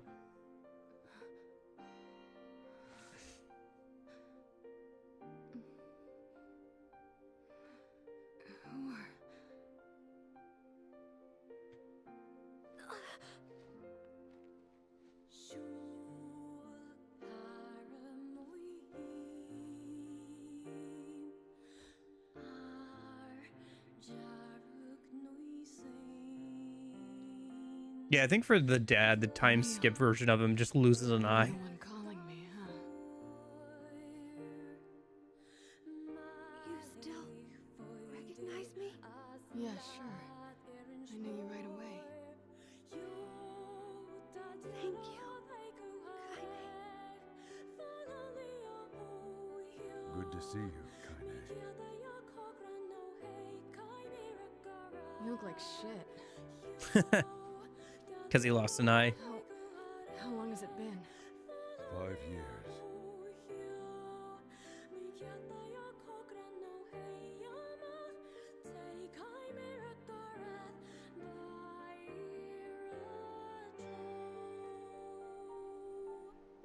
Oh. That's a long time. Any luck with Yona? We are still no closer to finding her. We need a way to locate the Shadow Lord. This is for you. Audio balancing is off. Voices should be Did you make this? louder. Just a little welcome back gift. It's not much, I know. It's nothing like the one Grandma used to make, but oh hell. So she said lunar tears this time Excuse me. instead of just one. Popola, we did it. We freed Kaine. That's great. Listen, can I talk to you for a minute? This doesn't make sense. Please, try to understand. I see. So they just cut out like one scene of Devil and Popola walking up and replaced it with some narration. Bear the brunt of that. It's crap. It's okay. We can sleep outside. No one's sleeping outside. You and Kaine saved this village, and now they want to run you out? People are afraid of us. And really, I understand. I mean, look at me. As long as you're still with us, I can deal with it. Right, Kaine? I'm used to sleeping outside. I'm sorry. We'll see you later. We're sorry.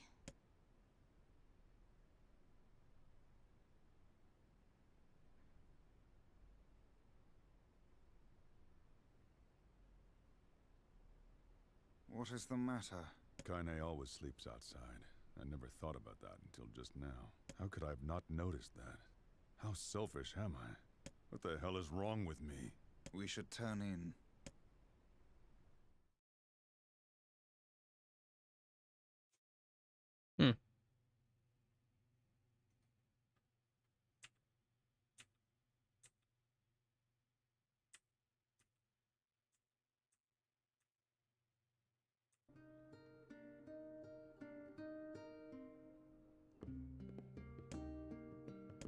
This isn't voiced in the original, it looks like. Okay. Interesting, interesting. Yeah, I kind of want to buy the 360 version of the game. We'll go ahead and give this guy a like on his old video 6 years ago. Thanks, dude. I appreciate it. Yeah, I don't know. It feels pretty similar to me. They changed up the pacing somewhat, but it's mostly the same.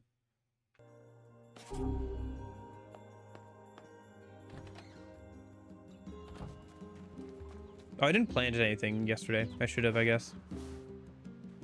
Nah, whatever. I'm not gonna worry about it right now. Alright. So I assume we're back at the same level and everything that we were at before the end of the game. Yeah, looks like it.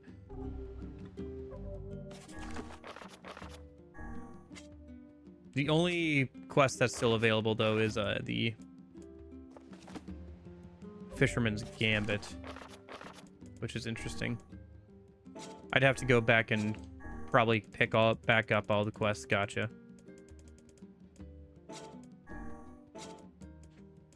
Because the only ones that are uncompletable are the ones from before the time skip. So I'd have to go back and pick up all the quests that I didn't finish if I wanted to actually go and do them. But I think I'm just gonna go keep talking to Popola or Devila here. Hey. It's weird that we're playing as MC. I really thought we'd be playing as Kaine for this section. Hi. I kind of thought you'd never talk to us again. I understand you're doing this for the village, and that you don't have a choice. Pretty much, yeah. But look, why don't you go talk to Popola? I think she wanted to discuss the Shadow Lord with you. I'm headed there next. Oh, and Devila? Yeah? Sorry about yesterday. I shouldn't have lost my temper like that. You don't need to apologize. Anyone would be upset when their friends are hurting. Let Emil and Kaine know that we're sorry, alright? Alright.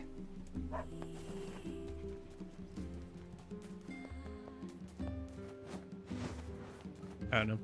I think it's pretty much the same. Like, all the animations are the same. I think it's just new voice acting from the same people. They changed the script slightly, and that's probably because it's based off of Nier instead of Nier Gestalt, like the young boy version instead of the other one. Like the "you look like shit" line obviously doesn't happen. Instead, it's a "you grew up" line. Small changes like that. Popola? Oh, hello. But for the most part, it seems apologize pretty for close yesterday. to the original. I'm not sure. I guess I'm not sure what you're seeing that I'm missing. Stop. You didn't do anything wrong. Yeah, but neither did you. You're just trying to protect the villagers. And I jumped down your throat for it. It's very kind of you to say so. Regardless, please don't let it trouble you. Ahem. I believe there was something you wished to discuss with us. Oh, right. Yes, about that. You know about the lost shrine, right? The temple where I was first discovered. That's it. Oh, But the... So, yes, it took... the fairy... That should make... I feel like you... I'm really... Alright. And for the... Man, I was really hoping that we would play as Kaine, because I wanted the gameplay to change up too, and I wanted to see things from her perspective.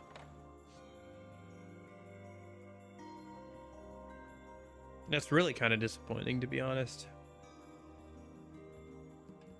The path above the entrance to the shopping district should lead to the boat landing. Yeah, okay. how excellent to know the canal is finished. Hopefully this puts our days of... Well, I guess we can kind of run through the. the story then, a minute, until we get to the new stuff. Faster we can save Yona. Let's use it as often as we need. Also, where's the system? Okay, hold on.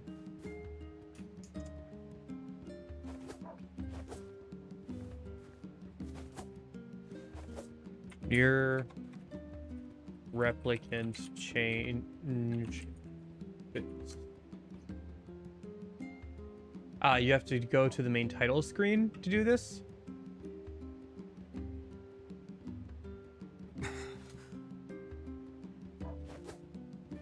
Gotcha. Okay, whatever. I'll mess around with it later then.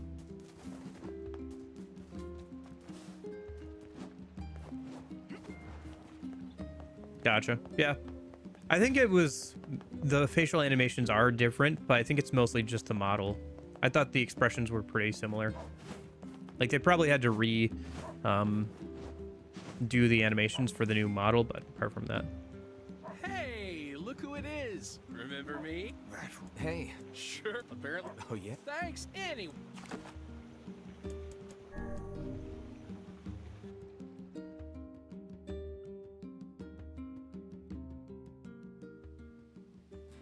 The Lost Shrine.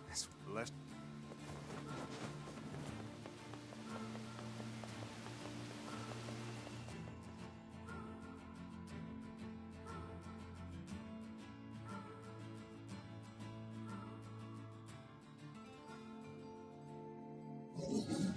Oh, Hansel and Gretel.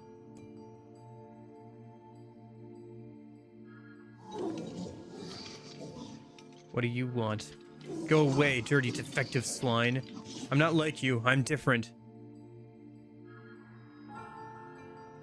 Interesting. So we are going to get more perspective on the bosses and stuff, but I was just hoping we'd get to play as Kaine as well.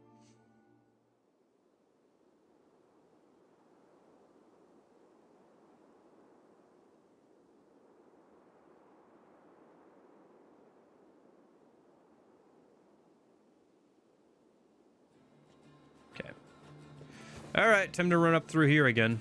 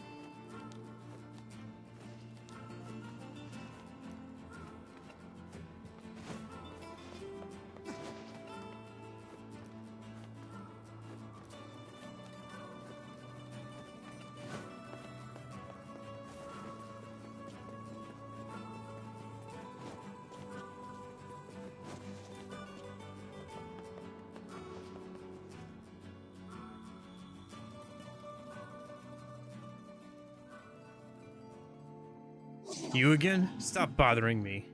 Grimoire Vice has been taken away. Hansel is dead.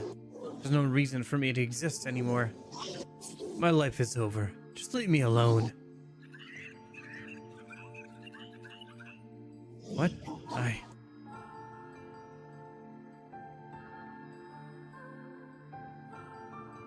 Okay. Yeah, we'll see. Ain't you excited, sunshine? We finally get to bathe in blood. Oh, there's Tyron. Don't talk to me.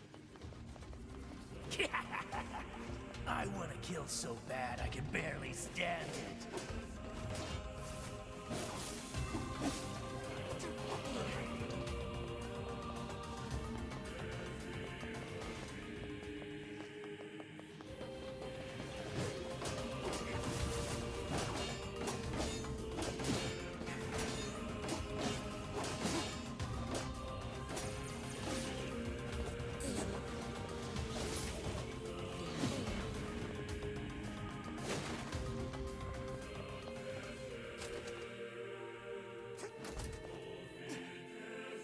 Gosh dang it, not again.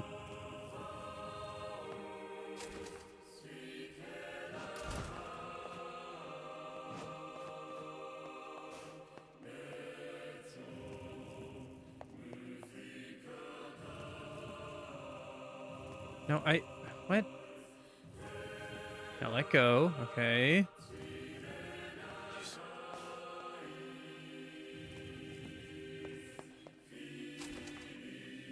This is all too easy.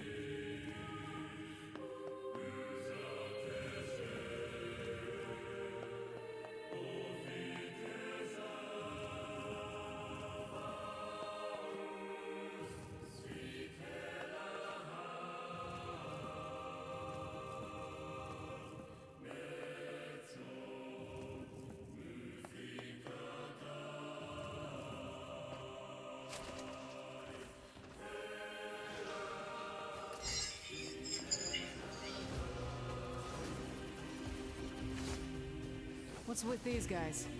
Certainly not your garden variety shades. Their bodies aren't fully functional. Say, I've heard of this. A cursed area where incomplete shades gather.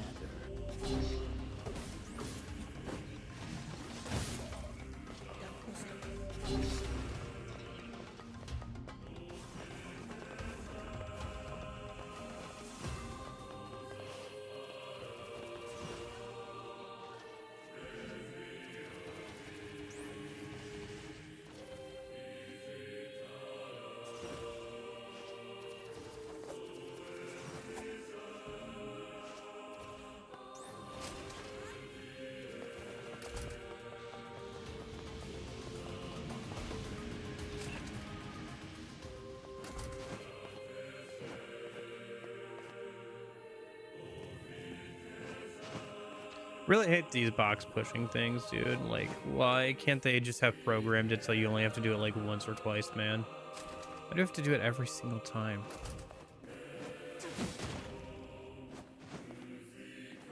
Like, what is the point of this? It's just repetitive, tedious, and not fun. It's not even challenging. Like, the box puzzles aren't even hard the first time you do them.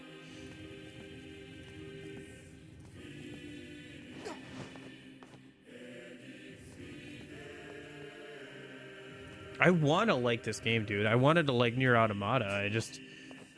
Some really stupid decisions.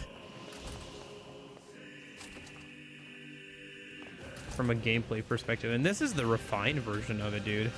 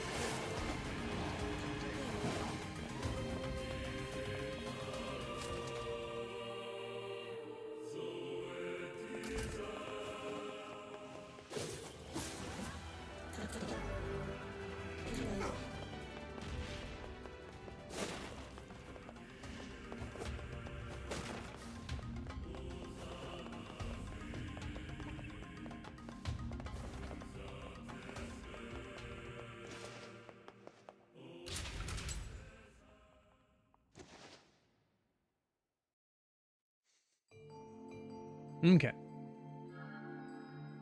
I treated you all poorly. I mocked you, betrayed you, and because you want Gestalt before the change, all because you went Gestalt before the change was complete. But after all this, I think I can understand you. I think we can speak as equals. This makes me very happy. I hope we can spend the rest of our life.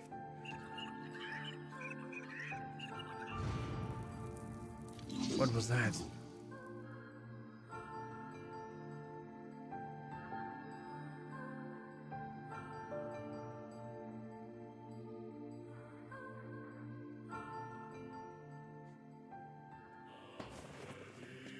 Kaine? Emil? Look, from now on, I'm going to sleep outside with you. Why? I can't accept that you aren't allowed in the village. It's stupid. So you're staging a protest? Fun. Don't waste your time. But it just feels wrong. Well, that's really nice of you, but you still don't have to stay out here with us. Emil. You got a super important mission. You can't sleep out in the rain. What if you catch a cold? Besides, I like camping with Kaine. Sometimes we sit around the fire and tell stories, or roast... Emil, that's enough. I got a fucking image to maintain.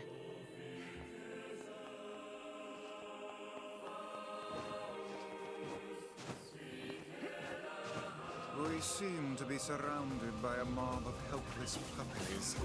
Just kick him aside.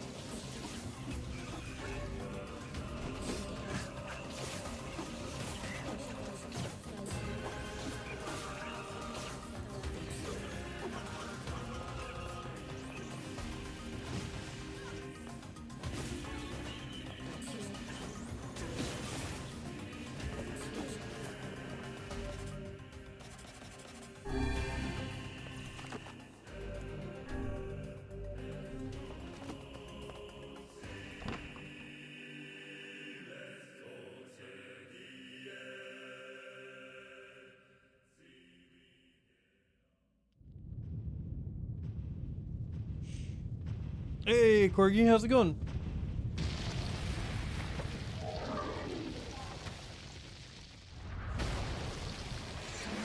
How's your stream?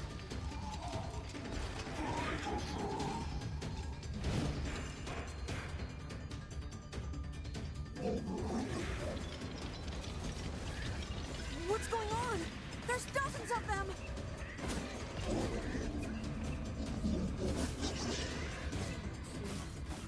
These are creatures of the darkness. Lure them to the light. Pathetic to the end, I see. Aim for that statue. Yeah. It's the leader.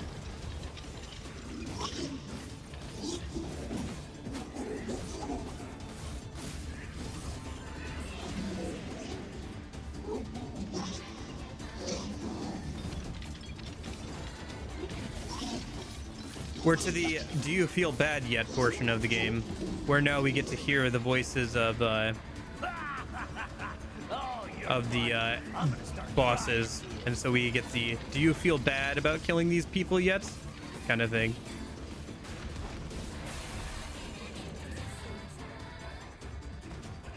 Yeah. Although I really want to be playing as Kaine.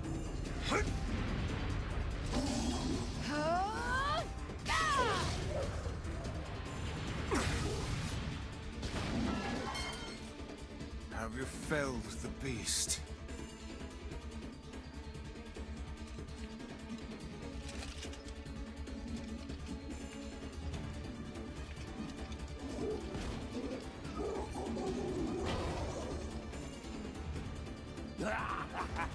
This is one stubborn son of a bitch.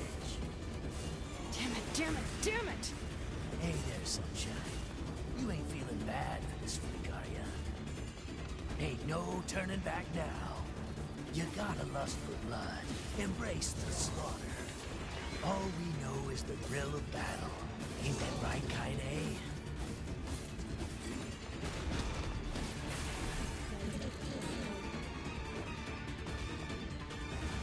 That's interesting. Very different characters. Kaine!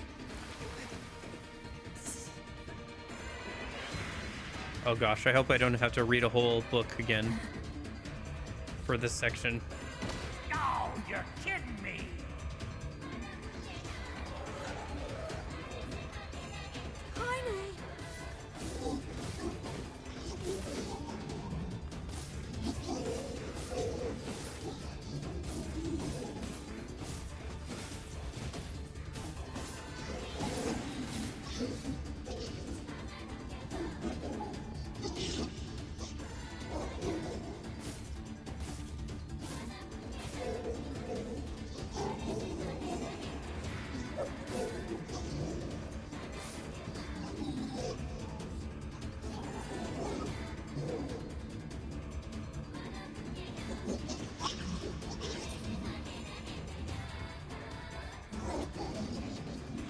Sorry, I'm just like letting all the dialogue play out a minute.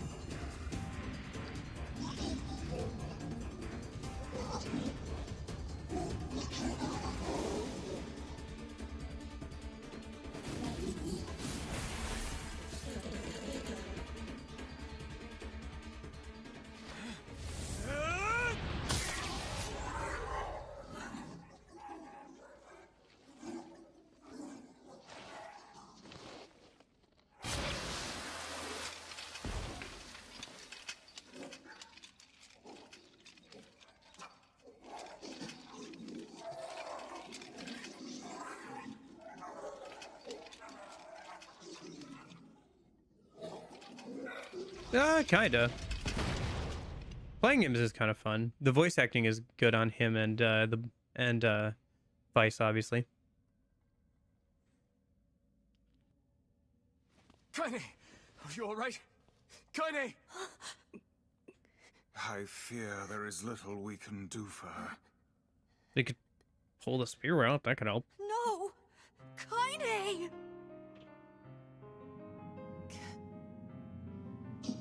Yeah.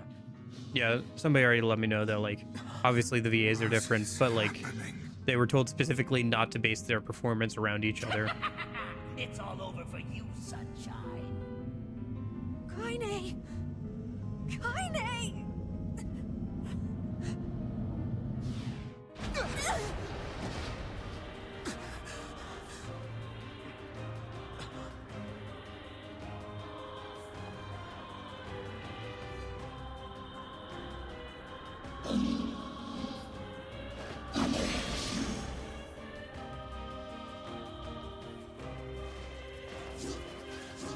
It's Kaine's shade! With no other choice, we must strike it down.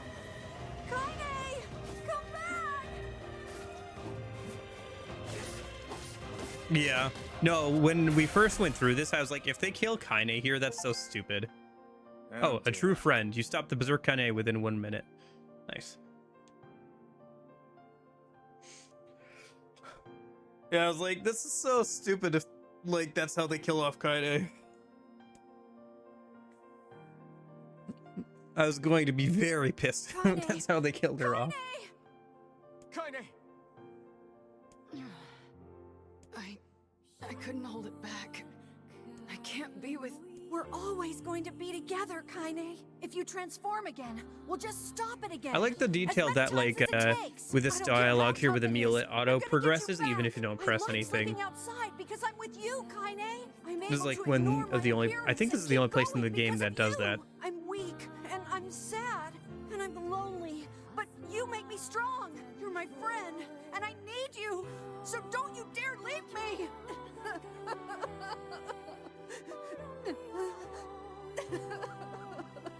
All right, all right.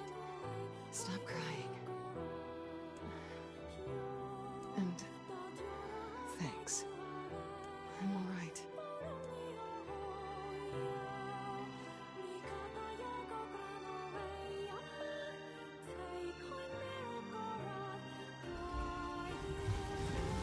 Over there.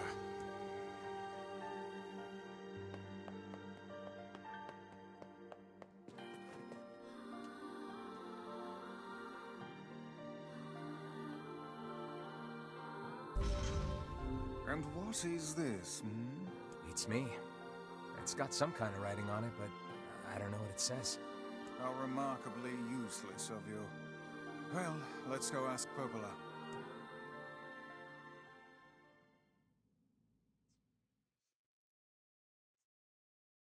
It's a cipher of some kind. Can you I think here. I wrote this given that there's sack the law, the loyal, the law, and but Not a... If we want... Oh, they're just... it's a D. Yeah, well... But how can Because... The junk heap... Oh, and the village. Oh,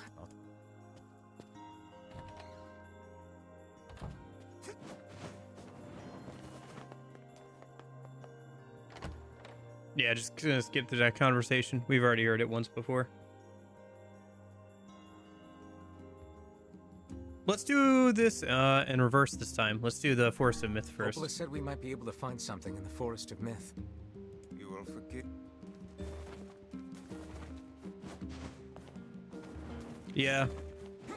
I was, with the whole spoilers for the end of Route A, but I was like really not impressed with Devil and Popola at the end there with their whole death scene. I was like, oh no.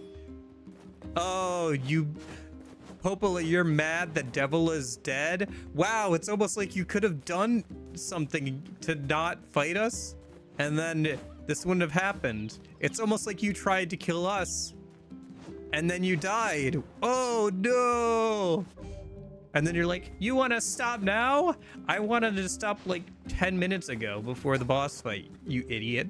You could I have no sympathy. I have no sympathy. But I have no sympathy. If they're just robots doing their job, then I have no sympathy for them. If they're people who can make their own choices, and they made a choice, and then they regretted the choice later, I don't know. I don't have too much sympathy for them. Either they are just robots doing what they're told, or they're people who can make their own choice, and they made a dumb choice, and then they were mad about the results of the choice. I don't care. Yeah. Yeah.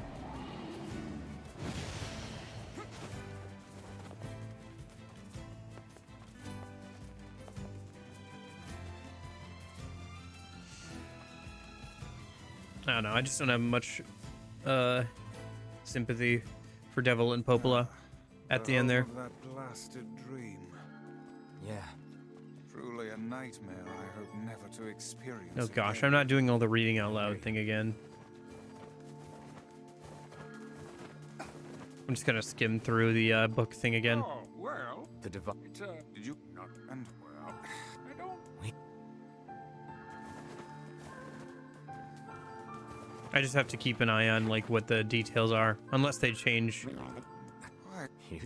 Hang on. Does that mean?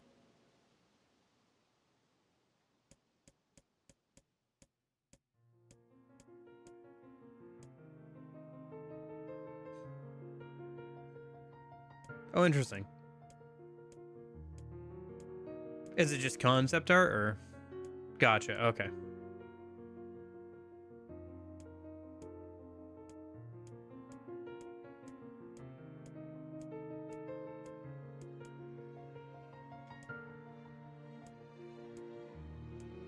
Oh, I forgot to check the details. 33 companions. Okay.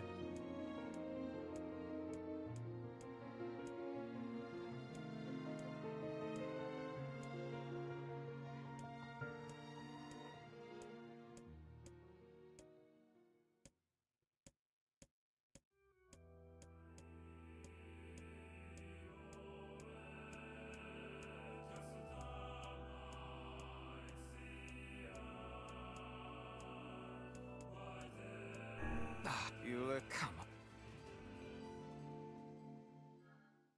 Gotcha.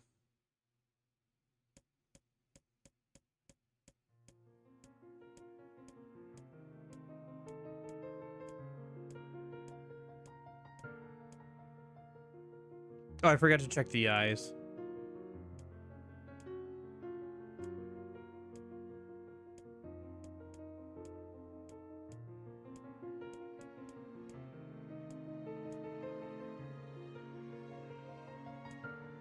$63 this time.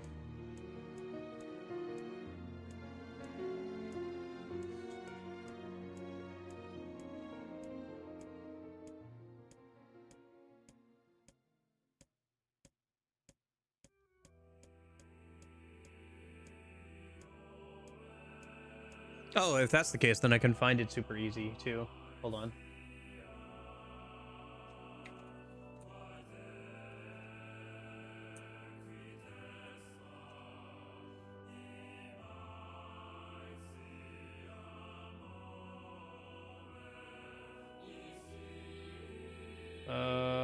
Okay.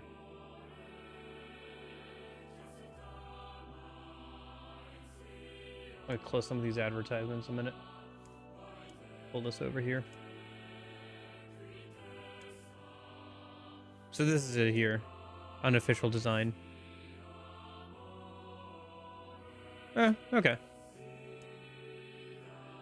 Yeah. Gosh, like, look at all these ads, dude. It's such AIDS. Fandom is such AIDS.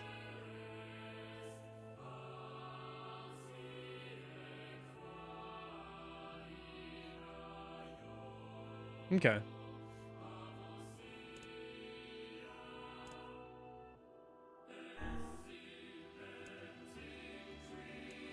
Okay.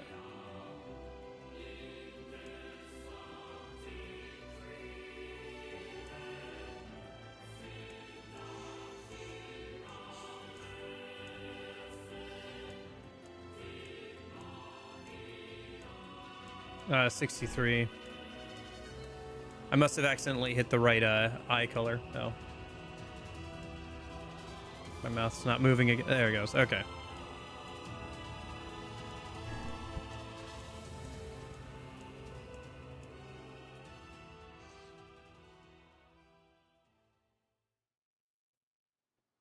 But yeah, we're just going to run through all the stuff that we've seen before. I'm not going to worry about it too much. I just want to get to the new stuff.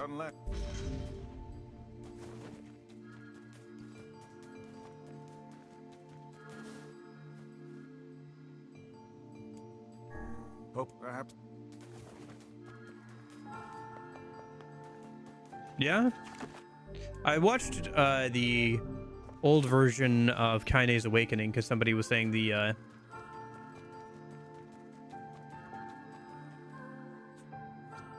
animation was better in that one or something, and I watched it back and it looks pretty similar. You look like shit. Yeah, Gestalt, the loss of the eye, because they had to change something about the dad for the time skip, so they're just like, I don't know, take his eye out or something.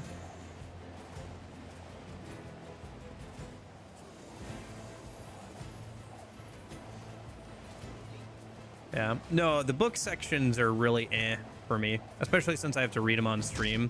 So I'm just sitting here doing an audiobook basically for like however long it takes. Like the first whole hour of the stream was just me doing audiobook stuff. I feel like they should have been trenched out more and like given to the player after like boss fights or whatever, especially since it seems like a good portion of this is just the same content as before, and they should have been optional apart from the first one.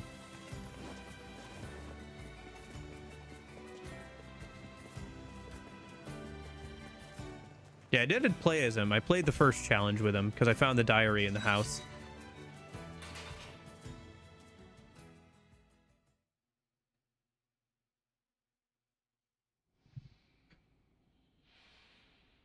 Damn! Where'd they go? Get him! Don't let him escape!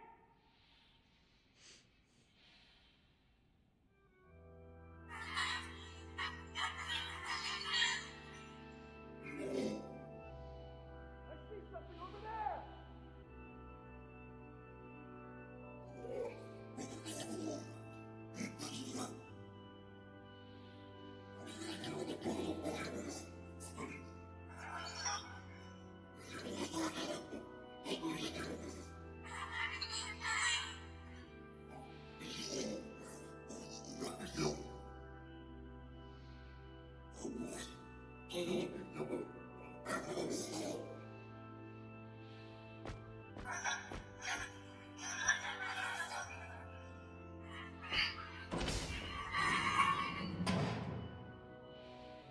Here! They're in here!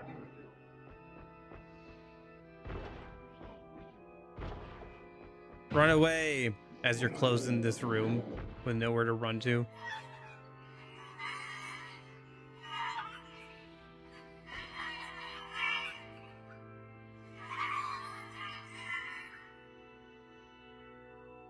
Yeah, yeah.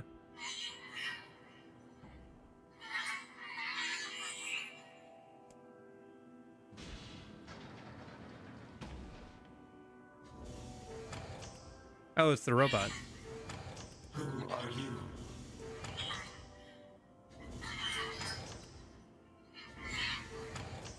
Military defense robot, P-33. You are an intruder. You must be eliminated. Error. There is something leaking from your eyes.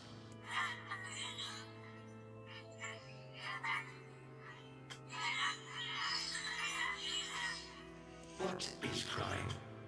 Who is Mom?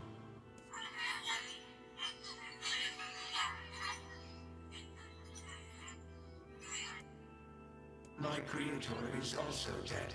He perished hundreds of years ago. 874 years, 10 months, 14 days, 4 hours, and 43 minutes.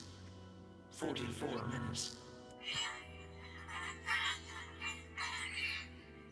I am incapable of being lonely, or missing others, or crying.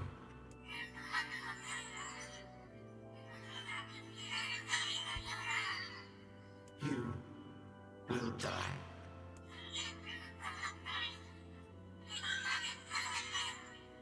Why will they kill you?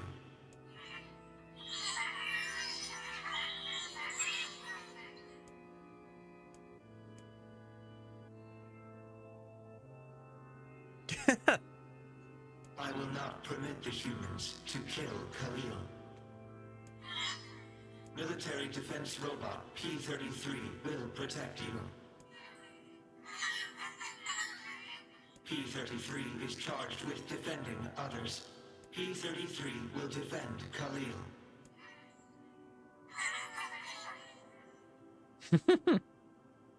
Ah, there it is. I'm gonna call you Beepy.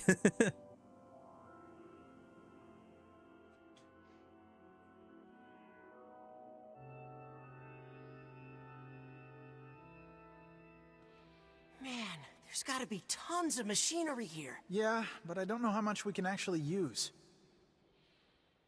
Oh, wow. Check this out. It looks brand new. Hey, be careful, all right? This place is dangerous. I'll be fine. Oh, no. Huh? Look out! Huh?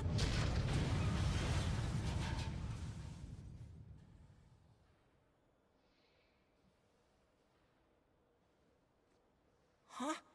Huh?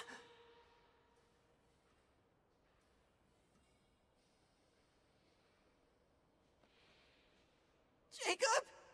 Oh God, this can't be happening. Jacob! Jacob! Sorry, just Yuri Lowenthal. I can't get away from him, man. It's Yuri Lowenthal again. It's always Yuri Lowenthal. Can't get away from the guy. Oh boy. Oh, that's interesting.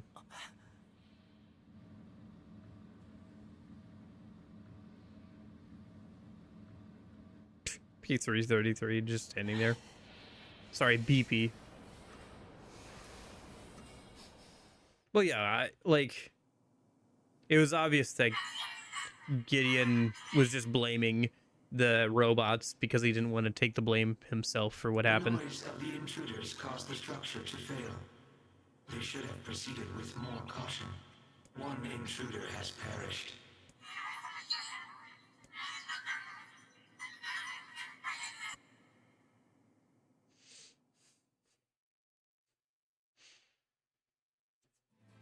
Okay. The junk heap. Perhaps we should speak to the brothers. They might know something about this.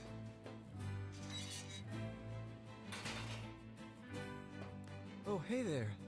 It's been a while. You're the outfit. My bro. Oh. It's what you heard? Not the no. All just never mind.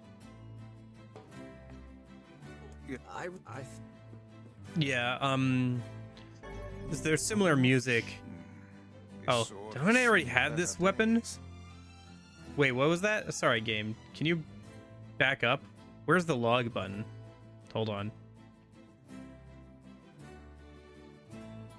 Where's the log button? Yeah, it's pretty beat up. I can repair it if you'll fix it.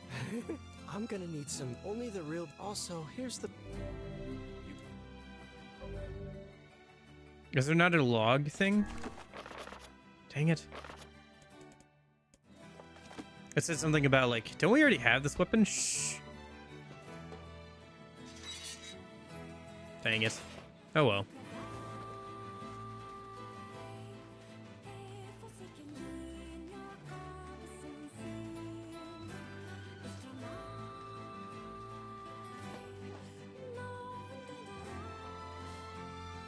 Gosh, I really don't want to go back here. I'm so sick and tired of running through this area, man. You ever possess the following item memory alloy?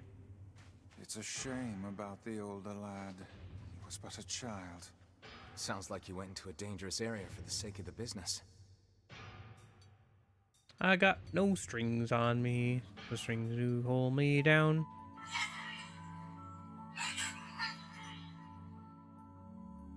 A large seagoing vessel that carries freight and passengers over bodies of water.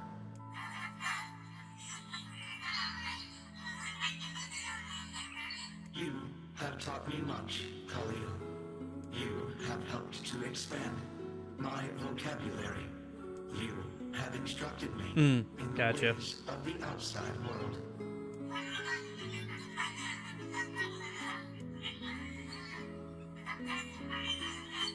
Because we are friends. Yeah, I mean, I think Automata had some of that stuff too, with its robot enemies as well. Like the one that comes to mind is that singer one from the start of the game with the carnival. Felt very Fairy Tail-esque.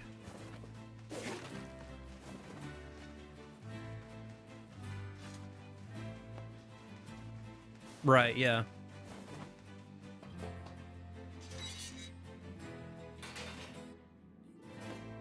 That's some pretty impressive stuff you found.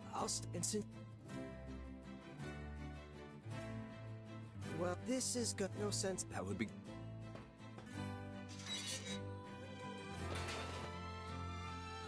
It appears we have some free. Maybe Populus. Very. All right, time to go do the boat thing again.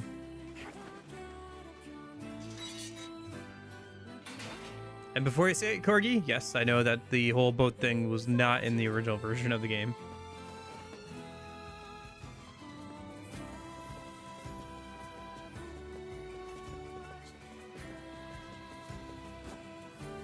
Man, when do we get to play as Kaine?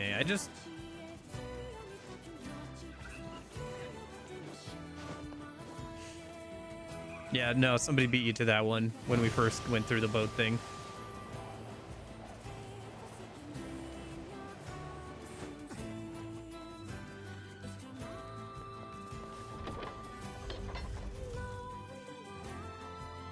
Excited to finally see what the girl actually says, though. Yeah.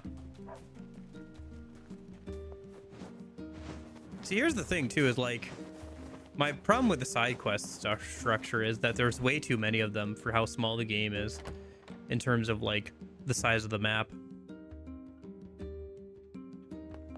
And that's not down, and how many of them are RNG based as well. And that's not down to anybody but the game designer's fault. Like, they should have gone less broad, more in depth. You know, I just got this. Oh, right, the airy thing. Right. I'm What do you... The area is a map. I agree. You're over... I won't... There's... Well, try... I forgot about this. I thought the boat thing was at this point.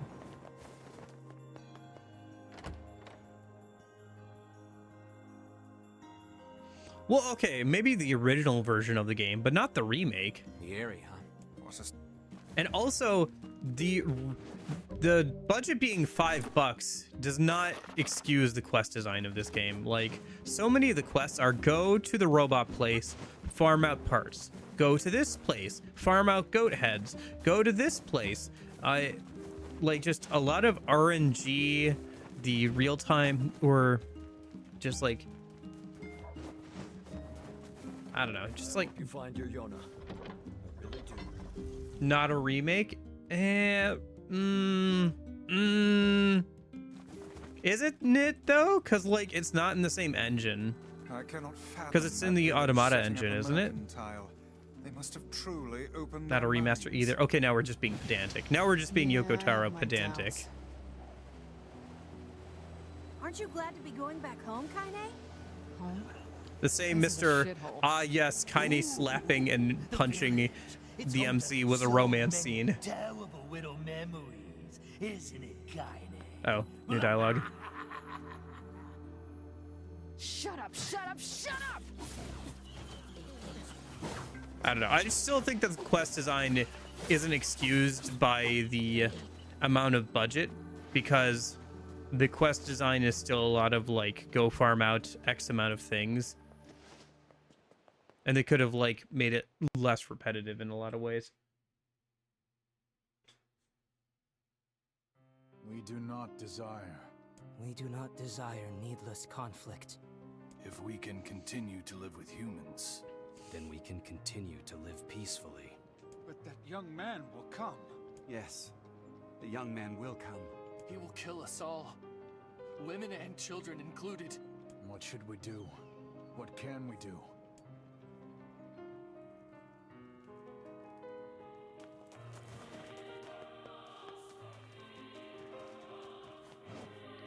Any dialogue here? Can we get anything out of the fact that this is Kaine's house? Or what's left of it, I guess, now? Oh, I guess that picture there must probably be the picture Kaine made for her grandmother, maybe?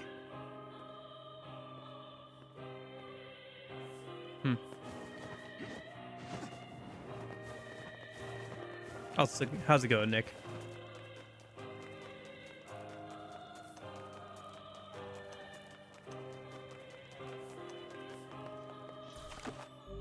Kaine win. Just speed running through these sections pretty much.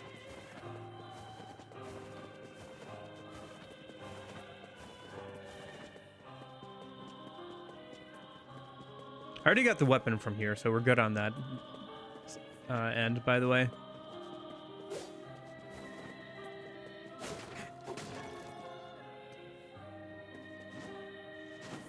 A little bit, yeah. This game reminds me a lot of Legend of Zelda and stuff. This feels like a very Legend of Zelda town, especially since there are a couple towns like this in Legend of Zelda. Like, for example, Breath of the Wild has a town that's very similar to this. Welcome. Come back. Make sure. Do I need anything here? Not really. Come back anytime. Oh, it is usually. I have reshade on.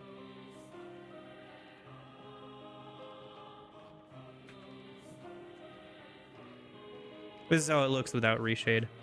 This is how it looks with reshade. The biggest thing is just that there's a filter applied to the whole thing that makes it a lot like more gray and kind of fuzzy. And it is a vibe, but honestly, the game probably looks a little bit better without it. My weapons made. Thanks. Why not?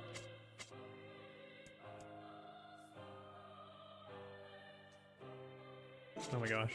Controllers give me issues. Something the PS3 vibe. Yeah, I do think the game looks fine, honestly, without the reshade, but I do think it looks better with the reshade.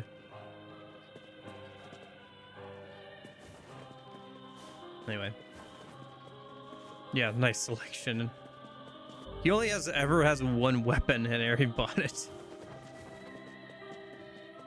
Okay,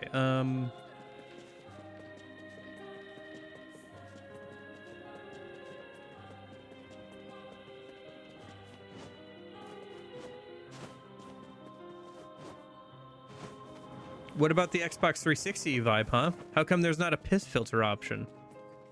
We got to get that true Xbox 360 mid-2000s look.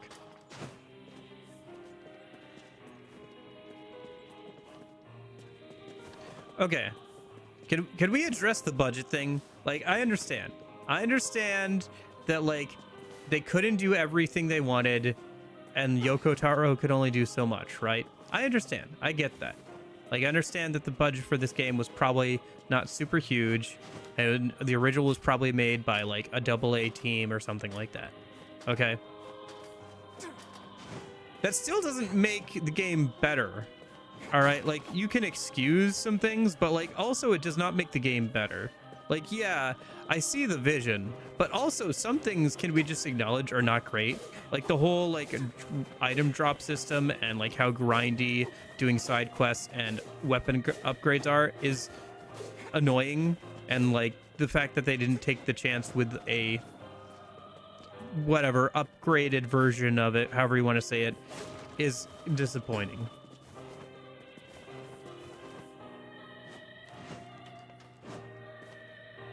Yeah, and also like the way the books are structured and like not taking advantage of like the fact that it's a video game is all is very annoying as well. Hello?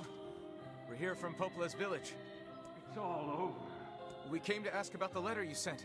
Our days are numbered. Our village is doomed. As cheerful as ever, Like, it seems. I remember it being optional in Automata, so he clearly learned from this, right? You're like the he one who wrote the letter, clearly learned, but that he didn't backport it here to like this upgraded version, which I guess at that point you get into the realm of like, do you want to backport it? Do you want to leave the game as it was, but just cleaned up a little bit? It may be faster for us to take I think, like I said, if the first Kaine like backstory thing was not optional, and then you made the rest optional and unlocked through this section as you complete each of the like bosses here, I think that would make a lot more sense.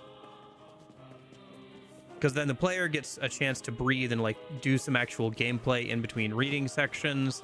They get to read a little bit like after a boss fight, kind of like break up pace of the gameplay, give themselves a chance to breathe after a fun boss fight or whatever, however you want to do it. Or they can just ignore it and keep going, right? Like, I think making it optional would have been a big improvement.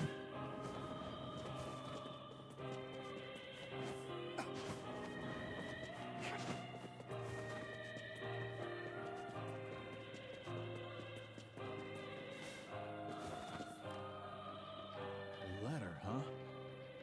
Yeah, I think I heard something about that. So you know about the letter? Maybe I don't. I'm not sure. Which is it, Matt? Oh, and if I may ask, are you friends of Kaine? You could say that. Ah, I've heard the rumors. Here to hunt shades, are you? Indeed. Our aim is to defeat every last one. Every last one? Everyone? Everyone.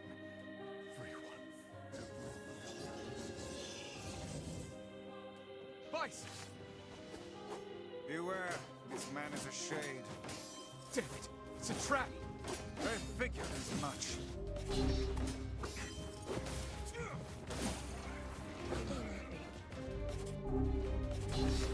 They've been possessed somehow. You guys sure are taking your goddamn time. 1,000 apologies. We were distracted by the local welcoming party. Want some help? A carnival of murder? I love it! Yeah!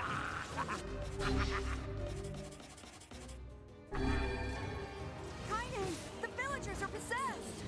But not all of them. Some are still human, so be careful. Yeah, I mean, the main cast have to stand out, you know? I mean, there's nothing like sci-fi about their clothing, but it is a bit more modern.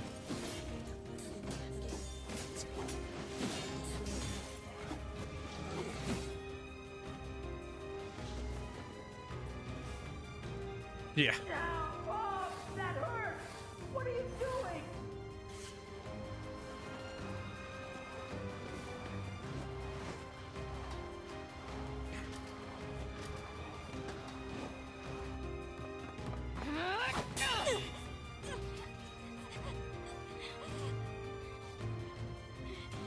Get out of here!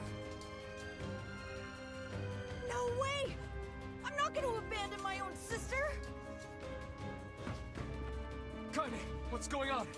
Don't be fooled by this lady. She's a shade. No!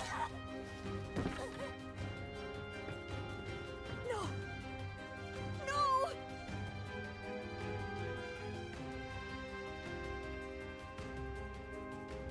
You people are the monsters here! Stay back, kid. Your sister is one of them now. I don't care what she is! She's my sister, and I love her. Oh gosh, that kid's face. Sorry, just like, woo.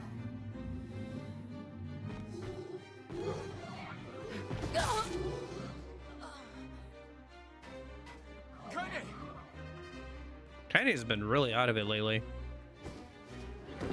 I kind of knew that, like, when we were playing through as the MC as well the first time around, but like, she is really out of it for this section. Stop it! Don't hurt my sister!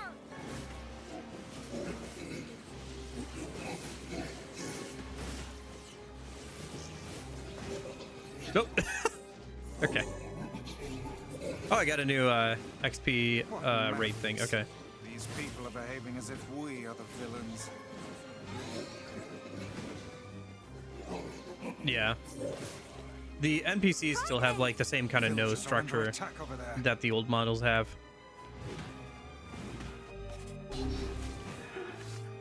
I can't tell who's human anymore.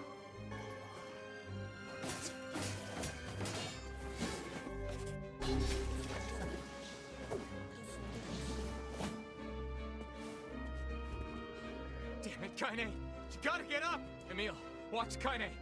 I'll go clean up over there. All right. Yeah, I like it too. Again, I think that they could have made it more interesting by adding multiple effects onto certain words. But like have them be weaker, so you could have like a couple of different effects on, like you can kind of make a bit more interesting decisions. I don't dislike the word system at all. I think it's fine as a system, but it's just like could use a bit more depth to it, and it wouldn't have cost them anything to do it. So don't cost me on that one. See, like, it's just those things. It's like this game could have been a lot better by just applying some like basic game like logic. And it's nothing like groundbreaking. It's all stuff that we've seen countless times in other video games. It just works, you know?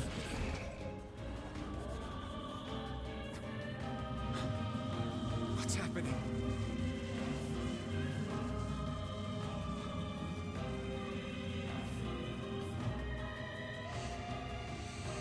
Yeah, no, we still haven't gotten to Kaine.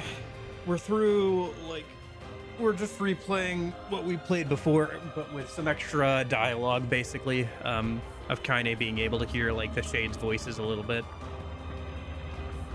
And her, Shade kind of, like, laughing maniacally about killing these people. We're also getting, like, the cutscenes of, like, ooh, don't you feel bad about killing the Shade now, knowing that it was just a human being? No! Or a person? We're gonna kill them all! We can't let that happen!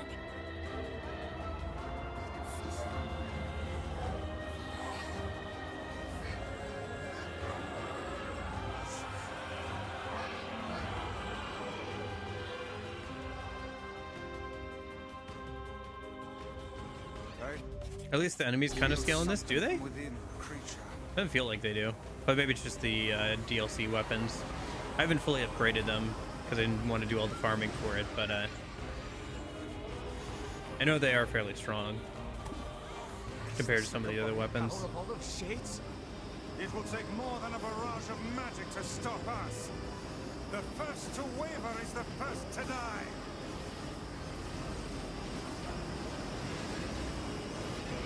I sense magic coming from the center of that eye.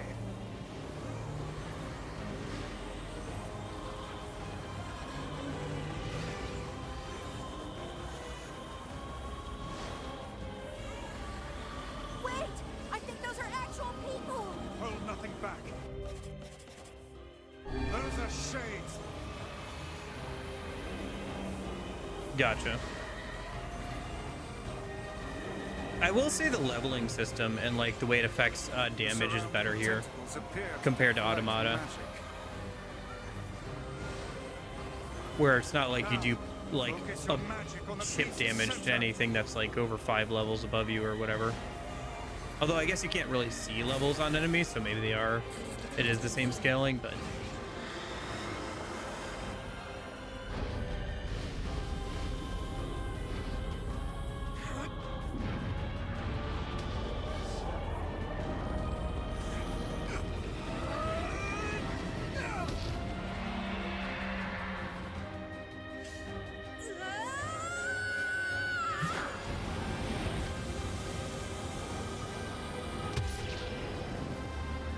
Oh yeah, no, bosses, you can turn off you can turn on HP bars. I could, yeah.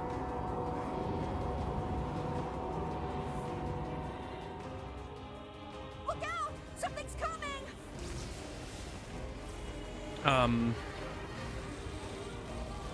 But yeah, no, Automata's, well, I mean, Automata's bosses, like the Adam and Eve boss fight, just like here with Devil and Popola, I just killed them pretty much immediately. Can I leave yet? Okay, I can. So we're just gonna start running. I'll keep it busy. You should be able to attack from behind. Go around and get it. Please, hurry. Emil can handle this. We must circle behind the creature at once.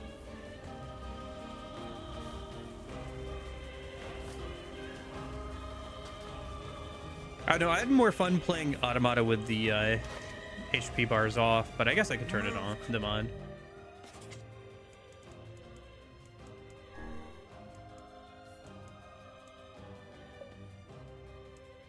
Or at least like boss HP. How about we just turn on boss ones? How about that?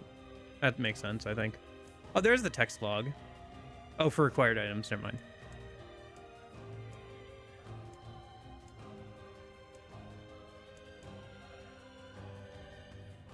Oh, I can hold to hot swap? Oh. Yeah. So if I... You cannot harm it from below. Maybe I should just change it to tap, and then I can just change it from the menu. Maybe later.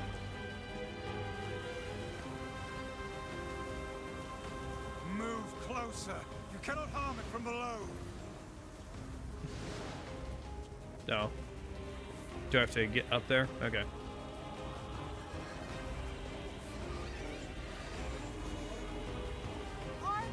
Are you there yet?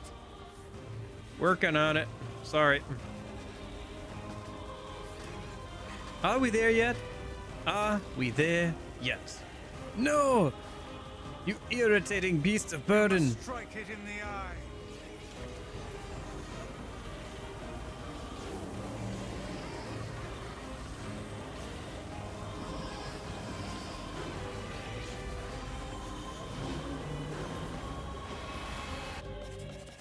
One sec.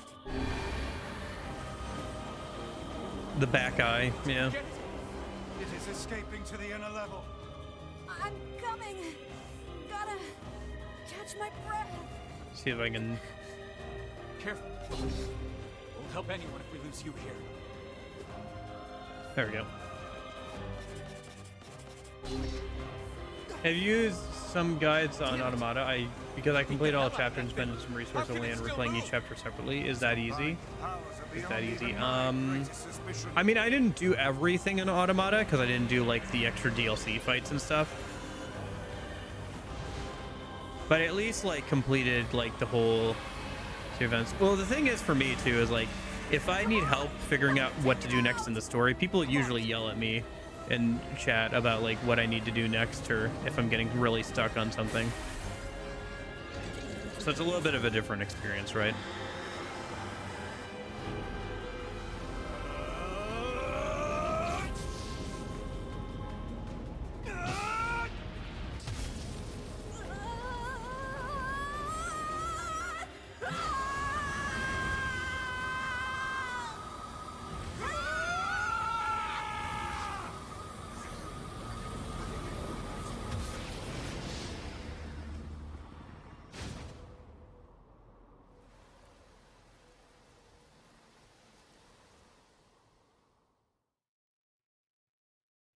A successful test case has been discovered and detained. The specialist cooperation is requested.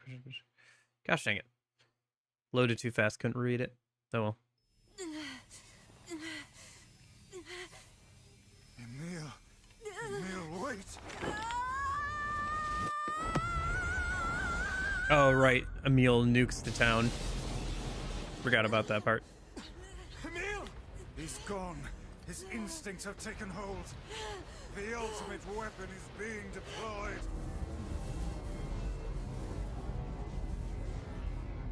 Ah, fuck. This ain't good, sunshine.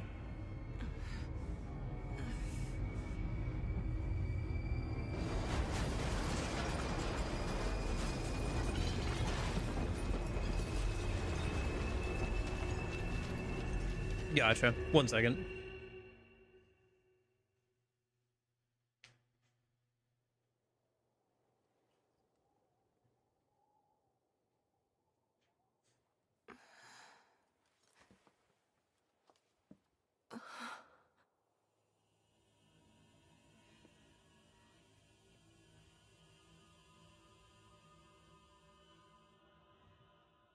You're fine.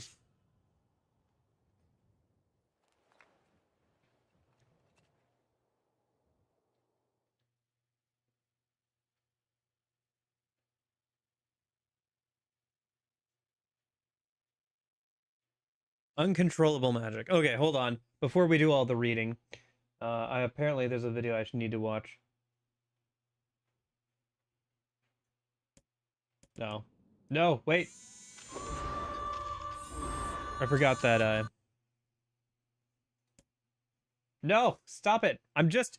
Why? I have the input thing turned off. I have it turned off, so it shouldn't be accepting input when I'm not, like... when I'm alt tabbed off the game. Anyway.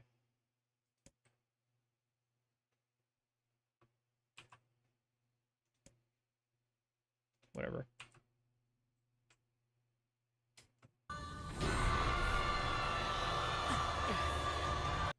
Our records don't say anything Oh, about hey, a machine modded. like this.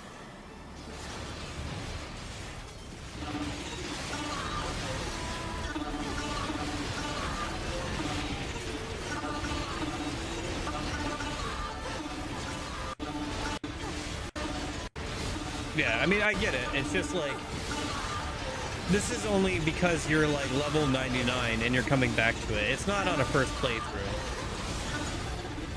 Although I will say, even on a first playthrough, a lot of the bosses just died, kind of.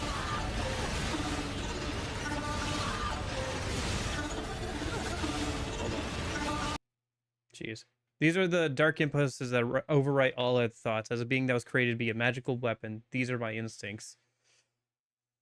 She literally cannot progress to a second phase. Gotcha.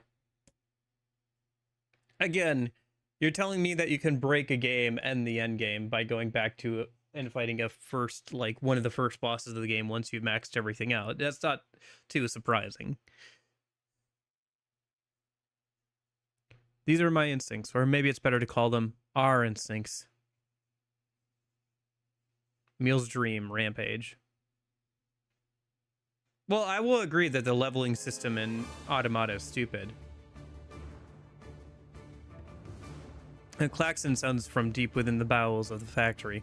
Thick metal shutters drop down, sealing off the room with a series of dull metal thuds. Abort the experiment. Number 6 is out of control. Everyone get out of here now! Get out of here! The researcher's words are abruptly cut off as a massive hand materializes out of the gloom and lifts him high into the air. The researcher begins to scream.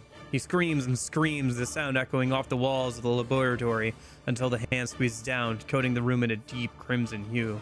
The rest of his colleagues stand in silence, mouths open, unable to process what they've just seen. Then a female scientist takes a step back and lets fly with a heartbreaking wail. But this is a terrible mistake, for the sound of her cry suddenly brings forth a monster in all of its terrible glory. Its body is a bloated corpse, its head a grinning skull, and it's massive, many times the size of a human. The head lolls from side to side as it tromps around the room on all fours, bringing to mind the wild maneuverings of some wretched, starving beast. This creature, this thing, is experimental weapon number 6, also known as Halua. Oh, no. Oh no, please stop.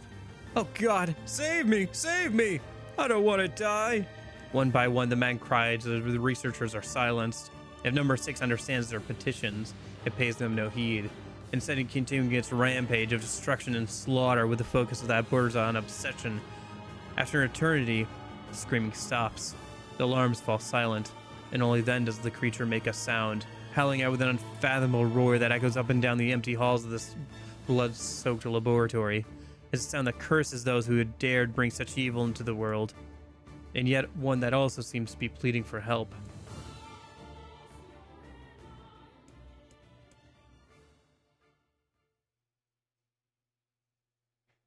Two sets of footsteps echo in an otherwise silent corridor in the first level of the laboratory. One set belongs to a young boy, his eyes blindfolded and his hands restrained. The other belongs to a severe man in a long white coat. The man drags the boy along by means of a long chain attached to a set of shackles on his wrists. Rubble is scattered here and there across the floor of the corridor, making this journey an exceedingly difficult one for the boy who cannot see. Excuse me. Could you please walk a bit slower, sir? I'm not used to being blindfolded and... Rather than stopping, the man only increases his pace, causing the boy to stumble in an attempt to keep up. This last humiliation proves too much, and the boy finds himself unable to arrest his fall. Without the ability to brace himself, he topples to the floor, smashing his head on a pile of debris and cutting a trickle of blood to worm its way down his pale, frightened face. Agonized by the pain, the boy inadvertently opens his eyes, causing the falling drops of blood to emit a strange crackling noise before transforming into tiny white rocks. "Close your damn eyes!" roars the man. "Yes, sir," stammers the boy as he slams his lids shut. He hadn't realized the blindfold had slipped off during the fall, but now he keeps his eyes squeezed shut so tightly that sparkles appear against the black of his vision. This boy is Emil, also known as number 7. He has a magical weapon whose eyes are capable of turning to stone anything that falls under their gaze. "Don't look at me!" barks the man. "Never look at me!" "I'm sorry, sir. I'm looking at the ground now, so if you'll just hand me the blood..." Instead of waiting for him to finish, the man extends one foot and presses Emil's face to the floor with a heavy black boot. "Sir, stop! You're hurting me!" "I told you to keep your eyes and your mouth shut, so do it!" The man knows this boy. This weapon could wipe him out with a single glance, and yet subduing him in this way gives him a sense of relief. After making certain the boy is sufficiently cowed, the man leans down, retrieves the blindfold, and knots it tightly around the boy's quivering head. "Right then, on your feet, let's move." Emil staggers to his feet, trying to ignore the red liquid oozing down his face. The blood doesn't matter. The pain doesn't matter. All that matters is finishing the job they had set out for him to do. The second level of the laboratory is in even worse shape than the first. The environs?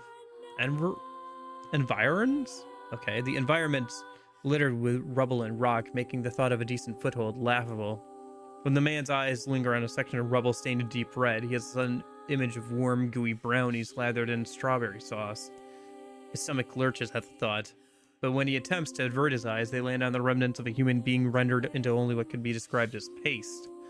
The man blinks. His mind goes strangely blank before attempting to determine exactly how many humans had to be sacrificed to create the scattered piles of flesh around him.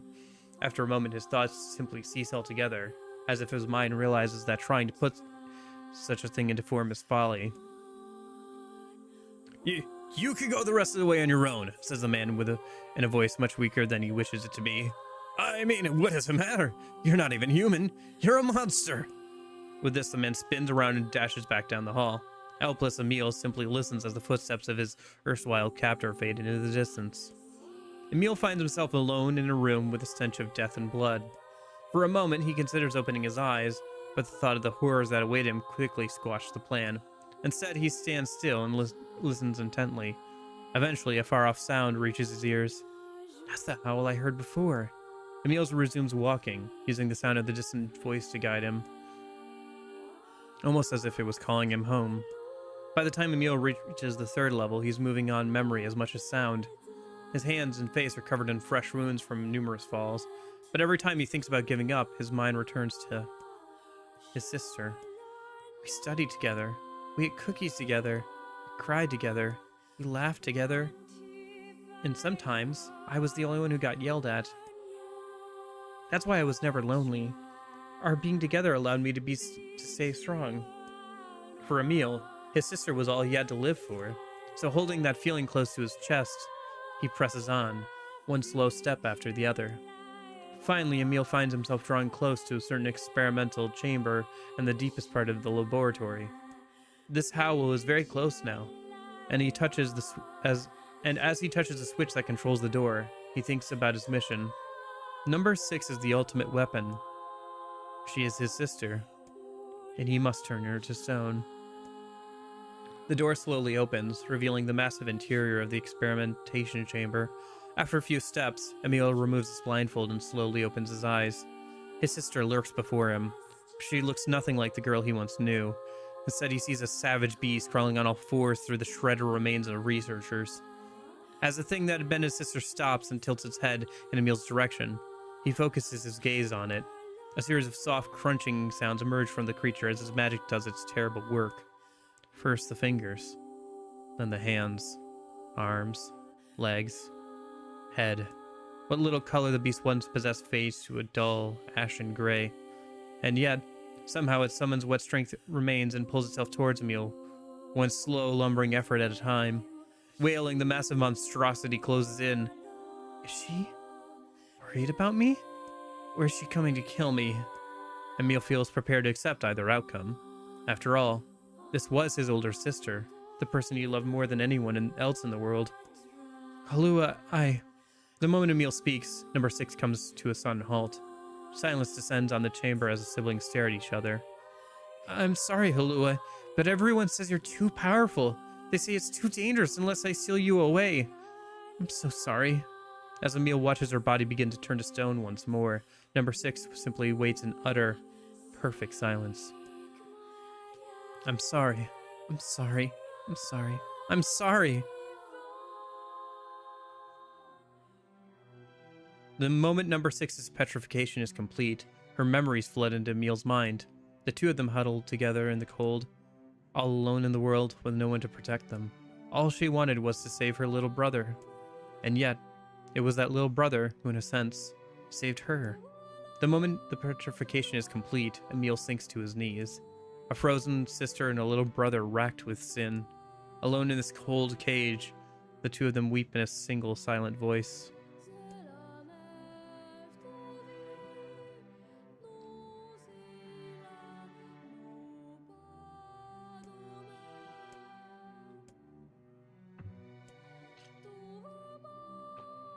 It was our combined power that destroyed the area. Whole existences, entire lives, even their memories. We took it all. We took everything. My sweet, gentle sister turned into a monster. And the same thing will happen to me that I'm now that I have her power.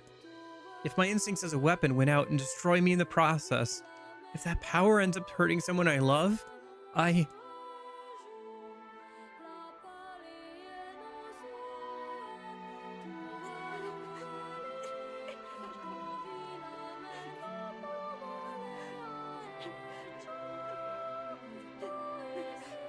What have I done? I killed innocent people. I killed them all. But you saved us. If it wasn't for you, we'd all be dead. We owe you. But It's all right.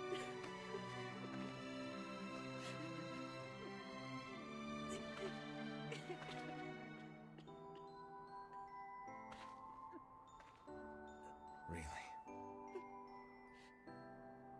Don't look back.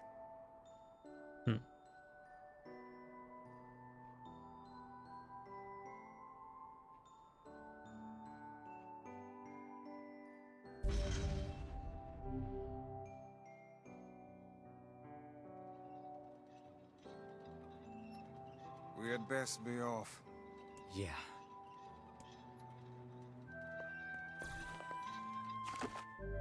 Man. Anything to say? Any new dialogue about this, Kaine? About the destruction of the area or anything? I guess it's good that we got some more backstory on Emil, though. It's interesting.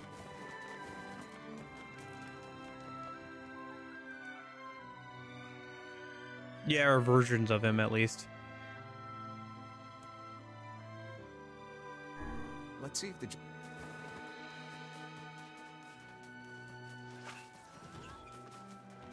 Where's the boar? Oh, there's the boar.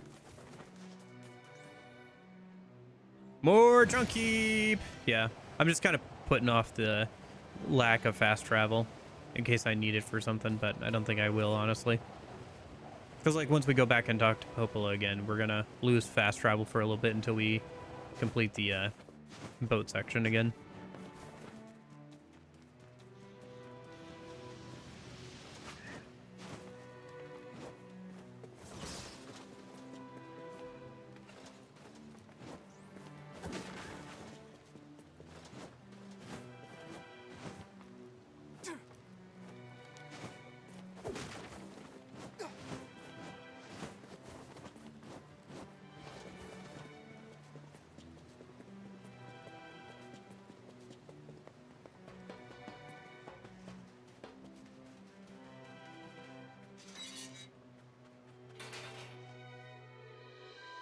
By the way, what mod were you using for 2B there, Corgi? It looked like you were using at least an outfit mod. It was a little bit crushed, so it was hard to tell, but... Oh, do I actually have to go and check my mailbox, or can I not just talk to him? No sense in that would... What can I help you with? That's funny, I have to actually go and check my mailbox. Okay.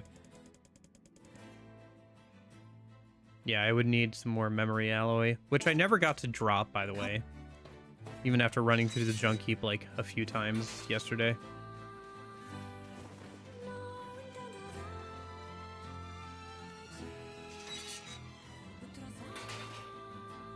Maybe I'm misremembering the outfits that were available, or I didn't unlock one or two of them.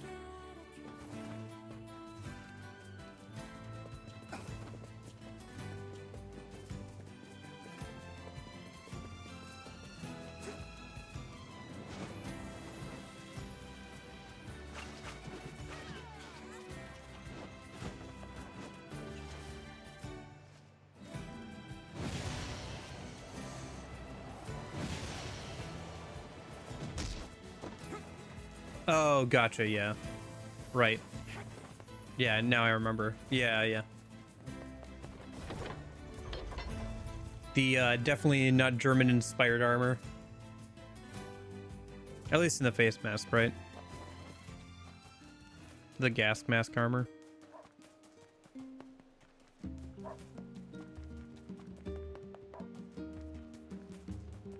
The only time you actually get mail to your mailbox, by the way. Oh, while we're here, before we go back over to the junk heap, let's run through one more of the dad challenges, shall we? I already ran through the first one, so we might as well run through the second one in a minute.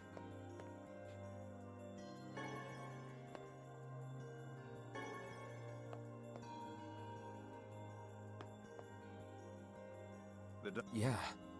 The world of the recycled vessel.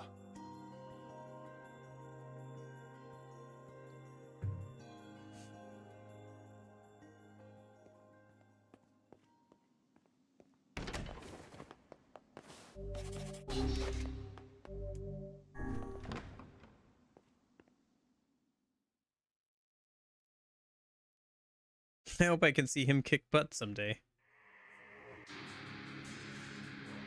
The apocalypse divided the world in two, one that knows not day and one that has never seen the night.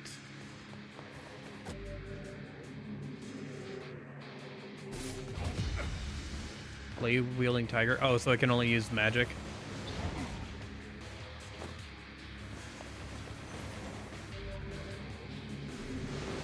Oh, is it changing the things that are not available or making less and less things available as the fight goes on?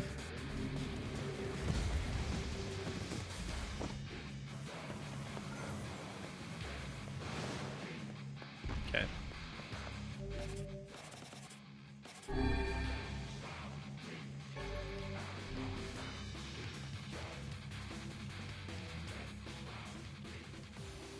Black and white 13 packs. The vessel's forms waver as they cross time and space.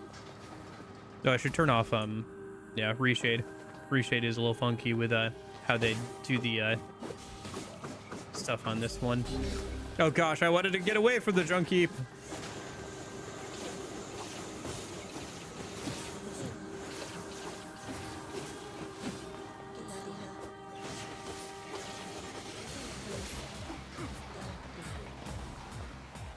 Yeah, the one bad thing about the Nier weapons is that they don't have a magic damage multiplier until you upgrade them a good amount.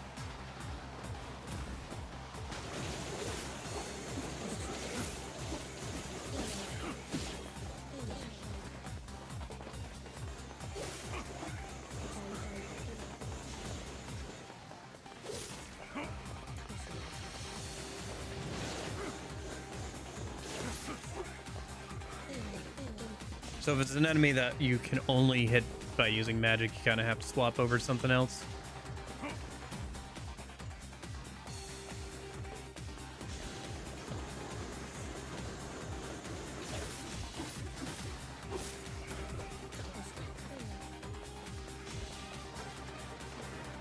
I think it's this way to leave. It seems we have been shut in. Oh, hello.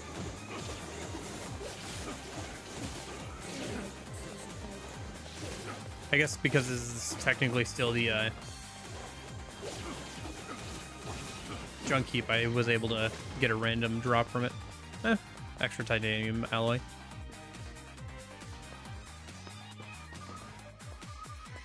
Yeah.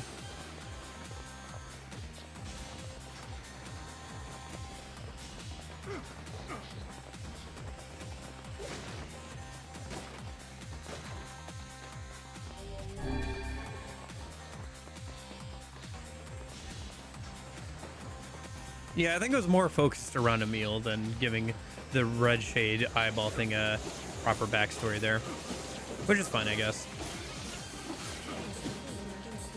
Yeah, I like the remixes for this these challenges here.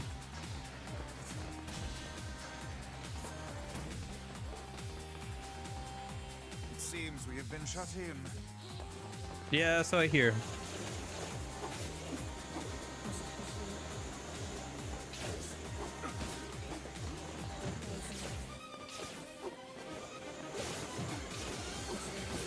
I never actually played the God of War games. I really need to do that at some point. Probably starting with the classic, like, PS2 ones, you know?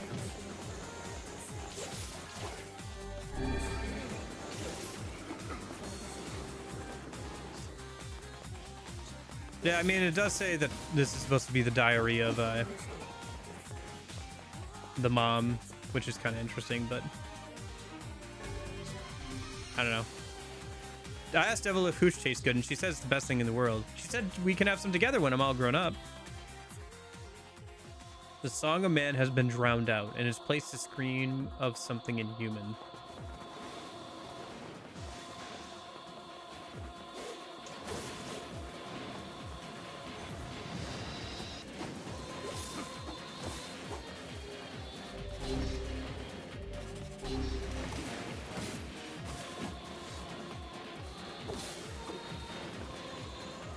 Yeah.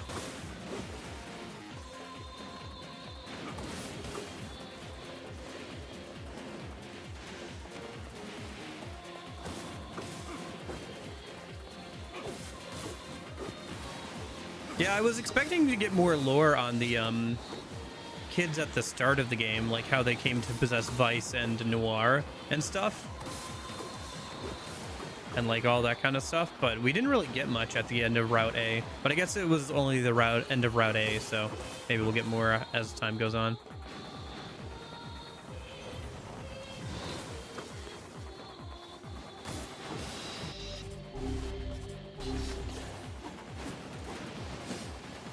Yeah, I got that. I got that part. I understood that. They didn't actually explain like how Vice and Noir came into the hands of the kids. They kind of hinted at it with some of the project reports that you get before fighting Devil and Popola, with like the whole we're going to have to deploy Vice and stuff, but it just really whatever the mom was going through died into the Black Skull and then gameplay, I guess. Yeah.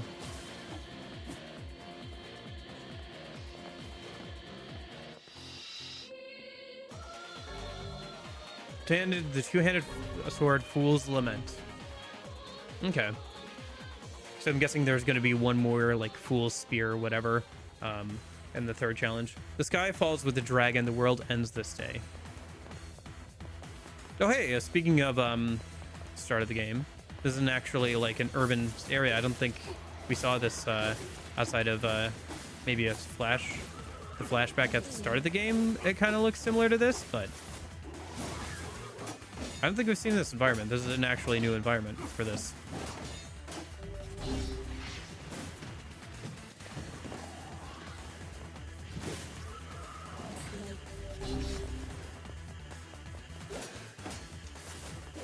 Yeah. They mentioned the dragon thing before, too.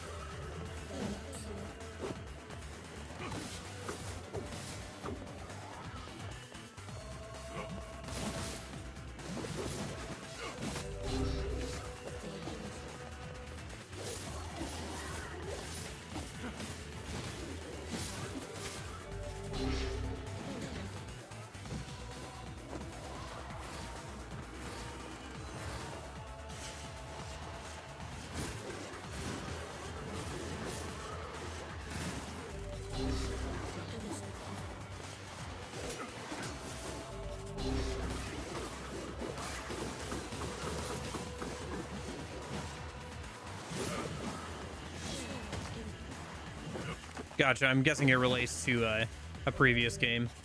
One sec. I'm just gonna change this to tap. Okay.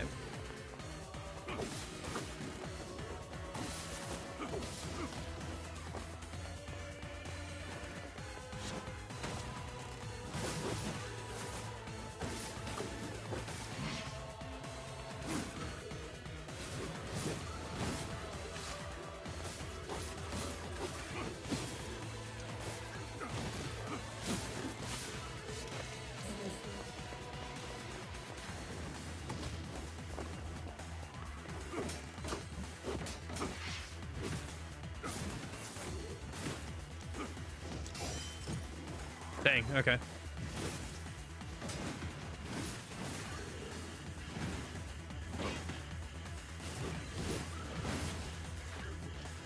Okay, gotcha. Story for another time, I suppose. For another game. For another me yelling at Yoko Taro.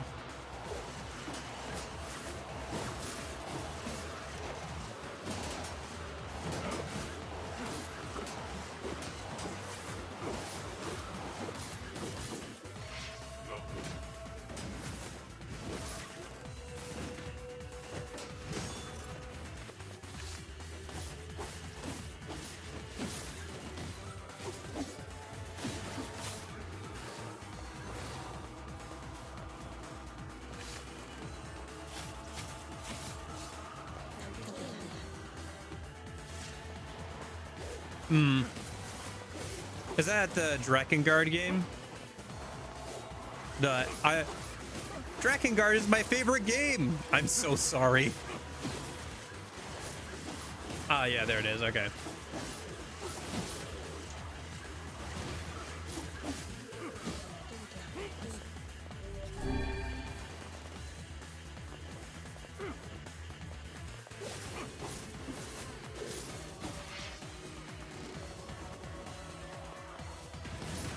Yeah, because Nier is supposed to be kind of a spin-off of Drakengard.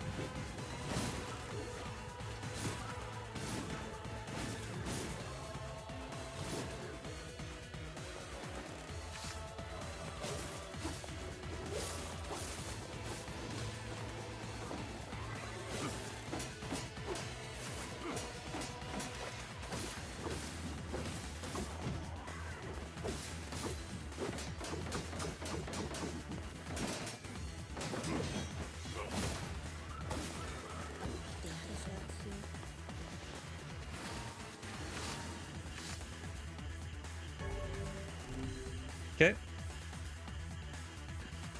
Vicey are always together. The puppet priest collects the accursed prayers and polishes the vessel.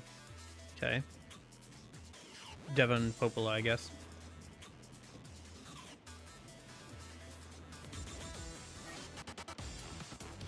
No. Oh. Hello?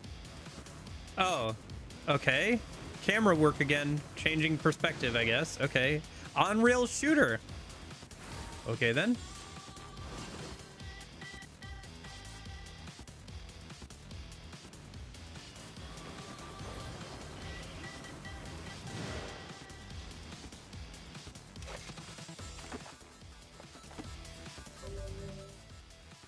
One sec. Yeah, no, the camera shifts are very well done. I will give him that for sure.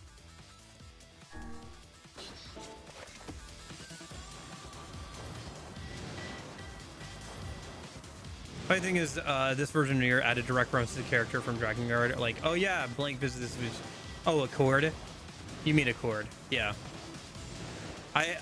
Nick was like, gosh, I'm not even gonna try to explain a chord. Basically, calling them an observer kind of character.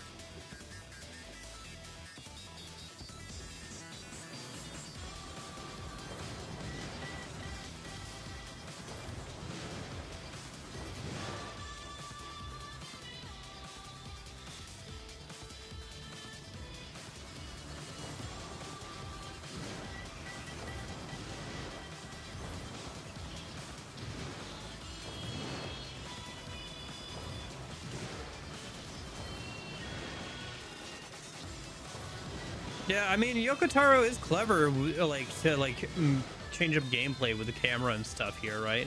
Like, this is a good use of stuff that already exists in the world.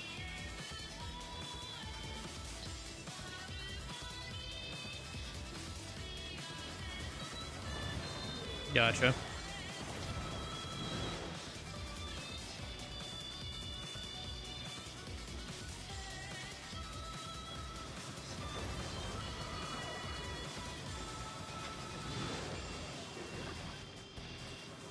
Yeah, she's not in the game at all. I'm not gonna worry about it.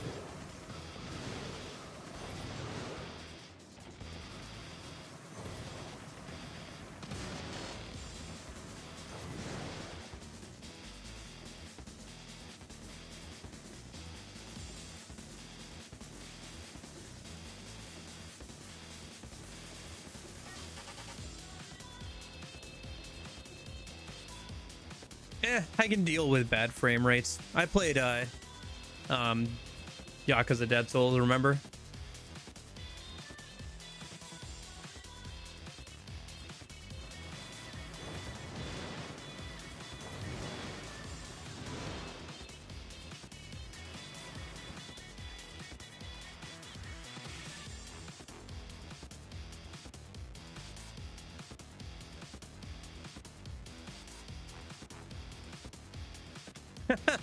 My favorite part about the Dragon game is how awful they are. Yeah, I don't know. See, the thing too is, like, I don't know how much of like this Nier is gonna make me want to play the Drakengard games, because I already have my issues with Automata, and now here again with Replicant. So I don't know how much like games that are supposed to be even clunkier than these games are gonna, how much these games are gonna make me actually want to play Drakengard, rather than just, like, I don't know, watch a YouTube summary video about them or something, you know.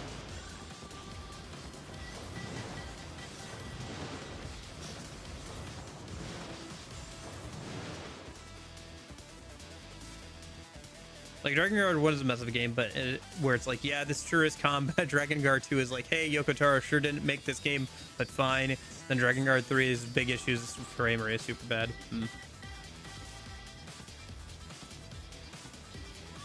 PS3 emulation is getting better. Maybe I could try that, I guess.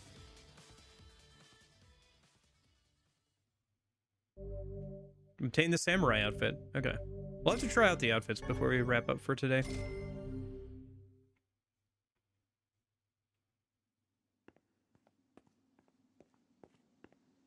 All right, I'm guessing there's one more challenge. Should we just do it now, or should we go do the... We probably have time for either the third challenge or for going to the junkyard. Let's go and do the junkyard. We can do the third challenge later.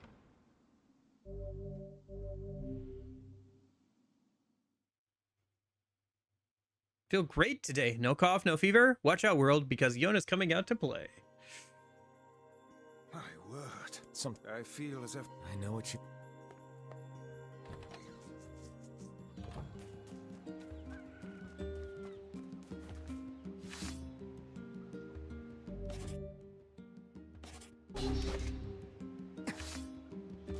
Yeah, I gotcha.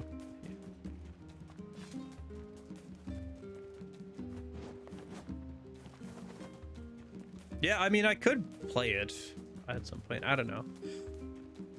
It's just like, I could play those games, but would it be better to just like go and play something else? Like, there are plenty of games I haven't played. Like I just mentioned, I've never played God of War, right? Best longsword in the game, by the way. Oh yeah, that's true. I haven't looked at the new weapons we got. Fool's Lament. Phoenix Sword was from that. A weapon used with a heroic dragon motif used by a man who tried to save the world. Tried. Wow, 700? Whew!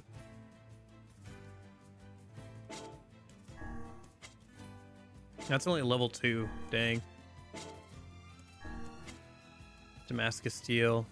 Interesting. We also got the Fool's Embrace. A sword created after a man driven mad by revenge sealed away a cursed dragon.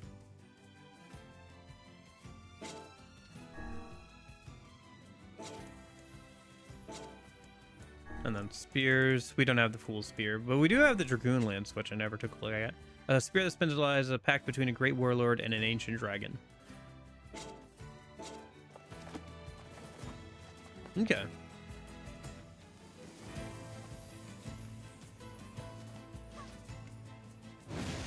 Yeah, maybe I'll take some time this week to upgrade some more of the weapons. But to do that, we should go and complete the this place first. Let's go feel bad about killing a child and his friend robot, shall we? And probably do a bunch more audiobook stuff.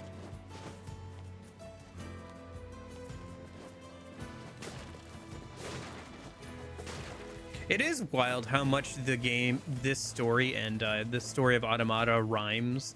Like, you have similar themes of, like, having a replay where you get to hear the enemy's thoughts a bit more. You have the whole, don't you feel bad now that you hear their thoughts? The whole human versus non-human aspect, being a person despite not being human. Synthetic beings.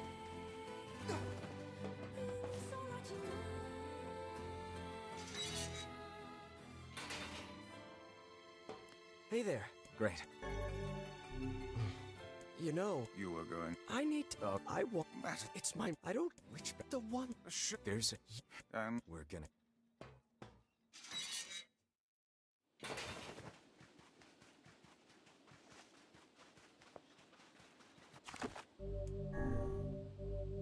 Well, also the idea of, like, how close to humanity can a non-human looking thing be, right? With the robots, the alien robots, and the here are the shades.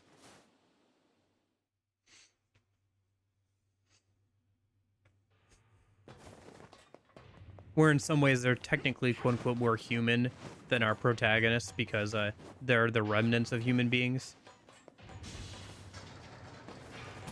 But you wouldn't look at them and think that they're a human, you know?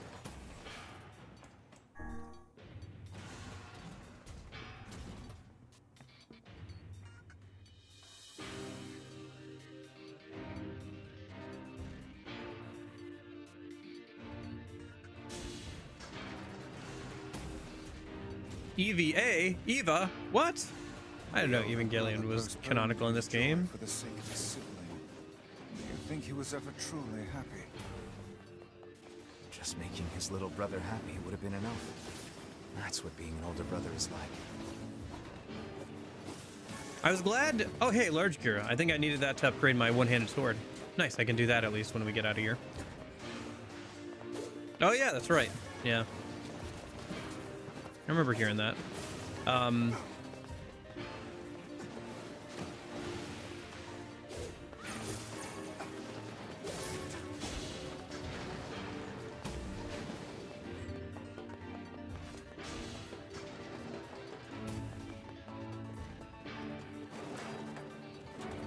Gosh, running through this section again. All right.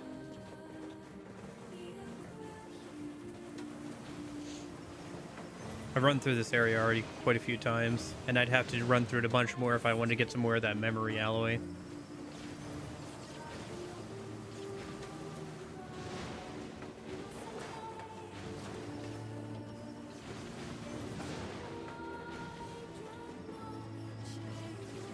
But yeah, I think this music is literally in Automata as well, where it's very close to some tracks from Automata, which makes sense because it's the factory area.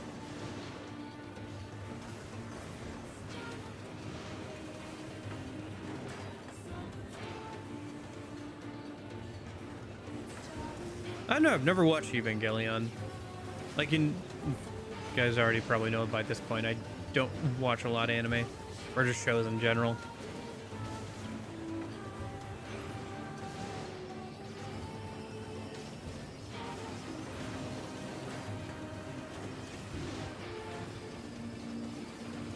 Like, can we say that putting this as part of the section for, like, farming out, like, high-end materials is bad?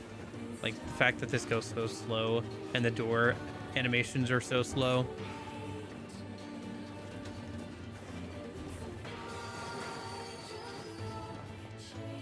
I don't know. There's just certain aspects of this game where it could have been better without changing, like, really anything.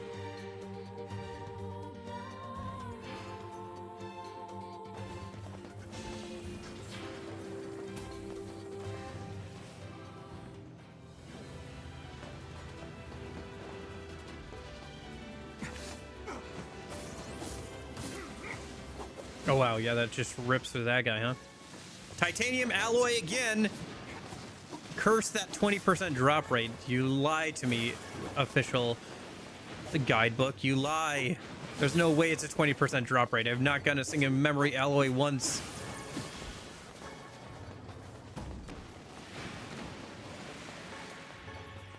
don't know. He seemed to care that, like, he knows that Drakengard has issues, right? Because there's that one guy who said Drakengard, like, one of the Drakengard games was his favorite. No, I didn't. I didn't get any memory alloy.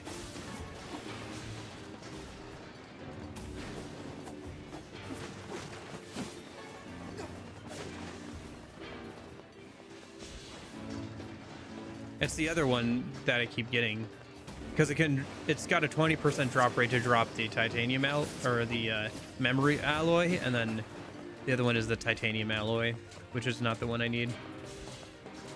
I need like 3 or 4 to upgrade, keep upgrading the Nier weapons.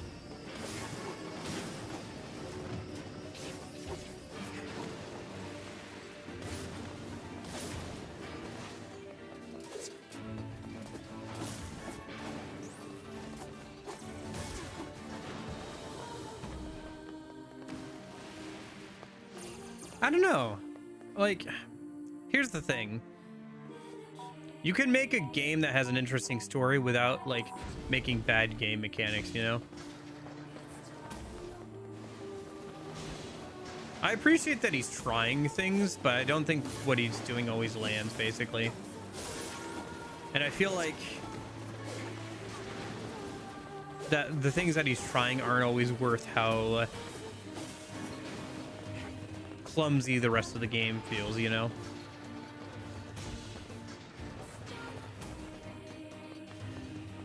It's like taking a nice steak and then slathering it in like 50 different sauces and being like, but it's a good steak underneath. It's like, yeah, but it's I don't know if it's worth it at this point.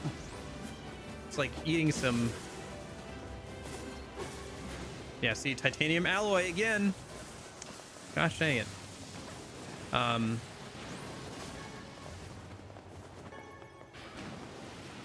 It's like eating some P4 girls cooking.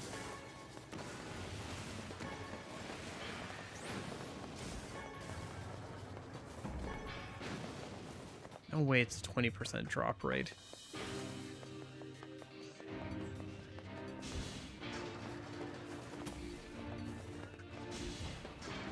Gotta be something I'm missing on that, because I have not gotten a single memory alloy. Maybe I just have to get farther in the game first. Maybe there's some gated progression until we get to a further route or something.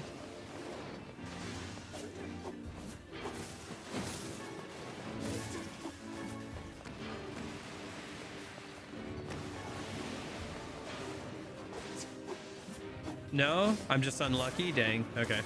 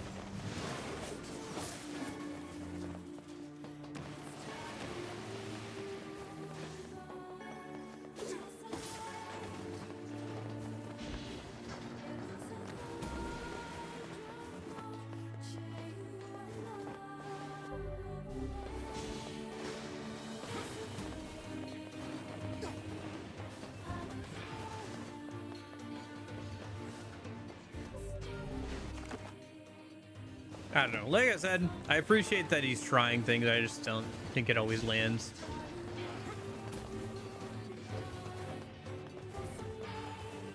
And that certain aspects of the games could be better without much effort. Like, there are basic fundamentals of game design that I feel like are being overlooked.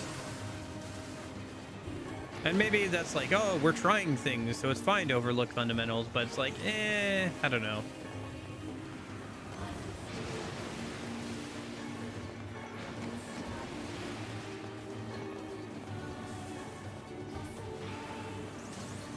Like, there's nothing about trying new things that says you have to make your game super unfun to play or grindy or whatever. I mean, some games do that intentionally, Lisa. But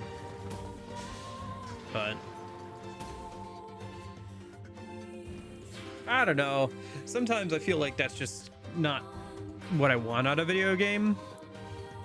Like Lisa, the painful and all that kind of stuff, where it's like crushingly hard intentionally and like not fun intentionally. It's like, yeah, but like, I've never heard of a shade living with a machine. What's that about? Don't know, don't care. All that matters is that we kill them both.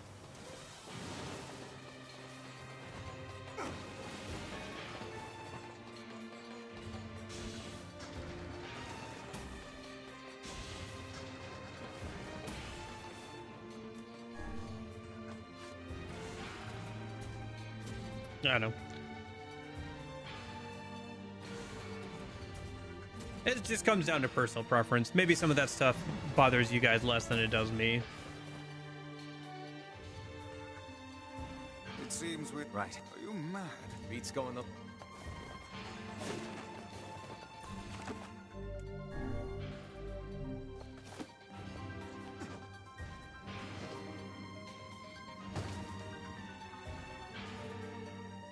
Okay. Time to kill a child and his robot friend.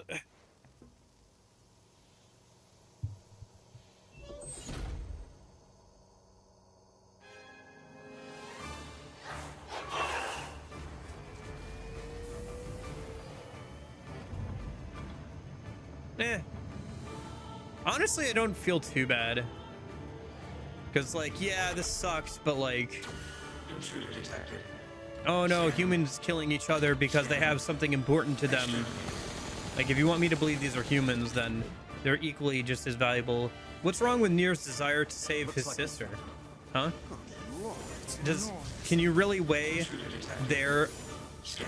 what they value over Nier's values? Like, they both care about something deeply, and it's important to them. Look at the shade. Yeah, it sucks that they're human and they're not just monsters, but like, would that change anything? Would it stop you from saving your sister just because you know that you might have to hurt other people to save them?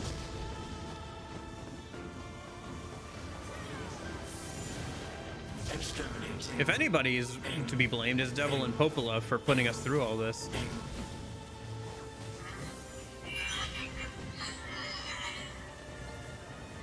Not just being honest with us. Must defend my mission.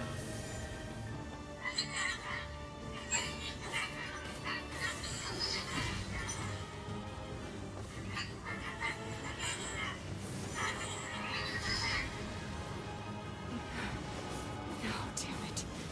That's a shade. It's a shade! Yeah. Kill him.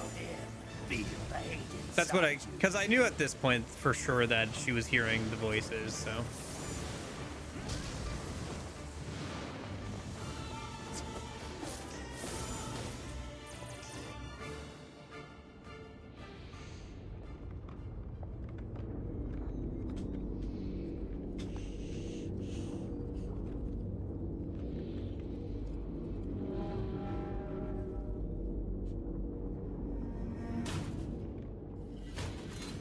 Oh yeah, the metal wings thing. This was cool.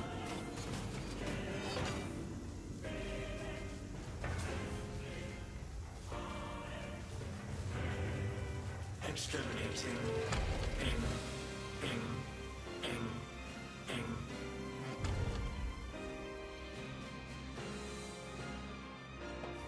This thing can transform? Well, in this specific instance, if you wanted to, here's the way that we could have not fought these guys, if Devil and Popola had just been honest and opened the door in the first place. Look out! It didn't have to be this way. They could have made a different choice. Escape. Escape. Escape. Go. See the world.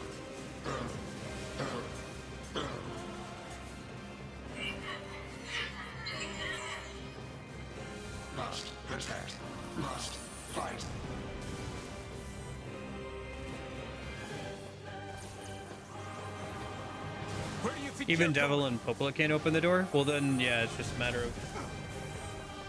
Gotcha. Okay. Well then, yeah. Like, it's a case of, like...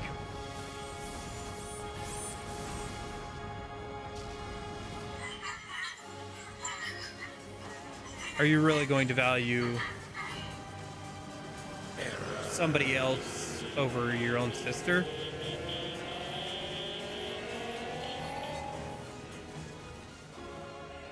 I don't know. Maybe I'm being selfish, but I just can't, like...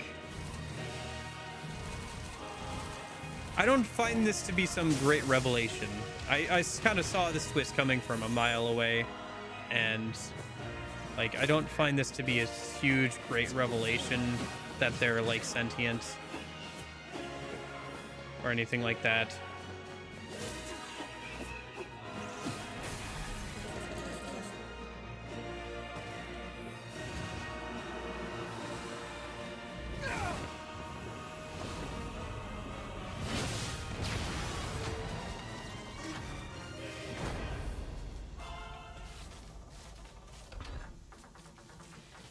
Must defend my mission.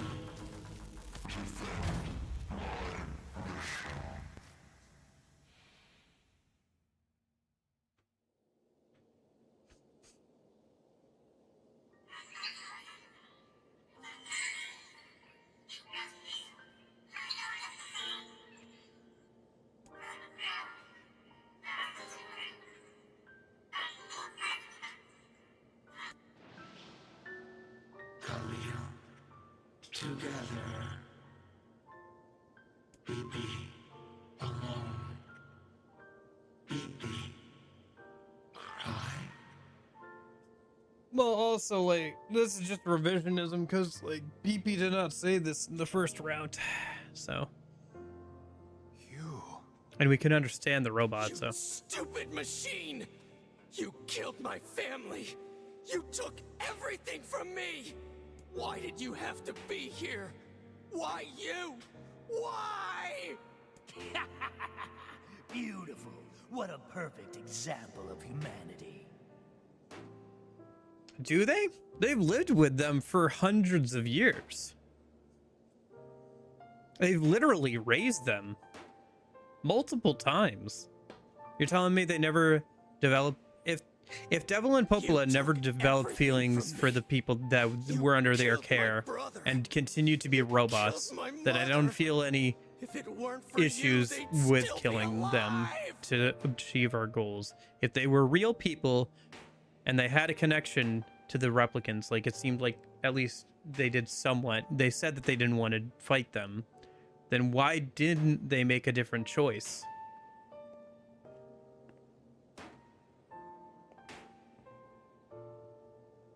Well, obviously, but like, that's obviously gone out the window at this point, right? That's enough. Like, the project has failed. Now that this goddamn and they thing never is adapted. Dead, I can forage wherever I want. Just wait, you goddamn freak. Now I can make all kinds of powerful weapons. Just leave it to me. Leave it all to me.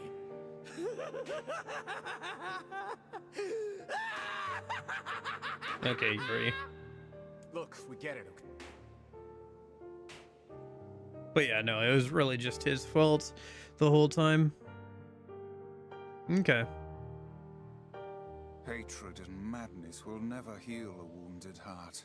Maybe it's just all he's capable of right now. Revenge is a fool's errand. Yeah, I know. Yeah, me too. Can't get away from the guy. Between this and Spider-Man, because he literally plays Spider-Man. Maybe Popola's found some information about the Shadow Lord. Let's drop... Very well. Yeah. Well, see, the project's failing. They had to adjust. Who won the lottery? I did. Yeah, you're right. Same laugh, isn't it? I've been thinking. Why was a shade hanging out with a machine? It appeared the creature was actually issuing orders. Again, a conversation that we never saw in Route A. You think the Shade had a reason for what it did? Actually, Look, it doesn't matter what a Shade is or isn't thinking. All that matters is that we kill every last one of them. right. Sure. The idea of a Shade trying to protect a robot is goddamn absurd. Still, you guys should be careful. What do you mean? If the Shade inside me ever takes over, I'm probably going to attack you. That's not gonna happen. You are no Shade. The lad is correct. You are many things, hussy, but a Shade is not one of them. Actually, we did have this conversation slightly. But I think it was while we were running Shades, around. for I don't think there was an example, actual do not come cutscene. equipped with such foul and scurrilous mouths. How about I cram your Which face up St. your Rose are you asshole, playing? Book. Don't worry, Kaine. Like all if of them? If your Shade ever takes over, I'll stop you. You will you? Thanks, Emil. Oh, dang it. I got so excited when the camera was behind her. I was like, oh, they're gonna shift the perspective and we're gonna be playing as Kai. Oh. Dang it. Still no Kaine playing. All right. All right, let's go back to the village. And then before we talk to Popola, we'll do talking to Popola and keep going through stuff next week. I'm gonna go do fashion show a minute, check out the outfits and stuff, and then we can call it a day.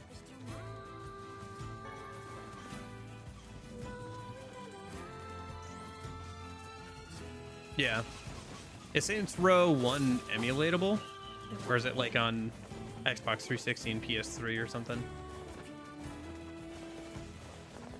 Which I guess are still emulatable, but just not as much. Huh, interesting. You can use the dash to cancel out of the downward slice animation.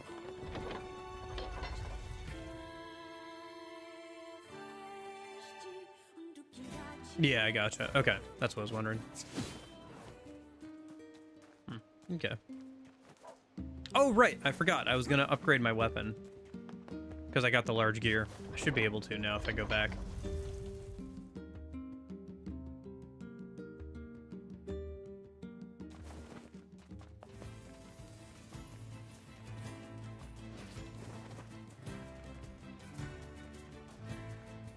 Yeah, Xbox emulation is and Xbox 360 emulation is still a little wonky. It's getting better, but it's still a little bit of a mess. It's the compatibility with it is pretty hit or miss for original Xbox. There are a few games that like people really care about, like the Halo stuff, that work decently well, because people really care about making sure those are fairly compatible. Especially since you can actually play a version of the original multiplayer for Halo 2. Like, people have gotten, like, pseudo Xbox live servers up and running for Halo 2. So you can play it through either the emulator or through a physical Xbox if you mess around with it, but... That's just because they're way more complex. The Xbox and stuff were, like, getting to the point where it's, like, actual... Like an actually full computer in there and everything, right? Same with the PS3.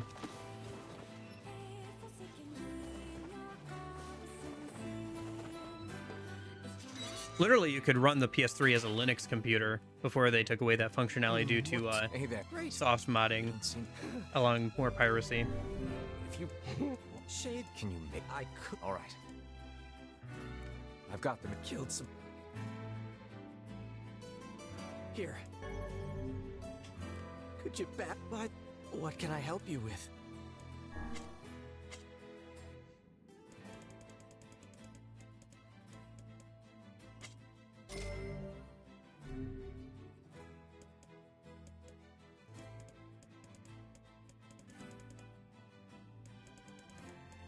I think that maxed out the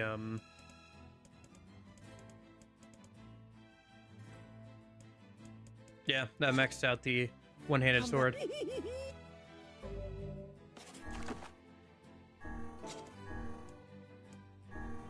Yep, level 4. Can't be upgraded any higher. Nice. That'll give it magic power bonus, so...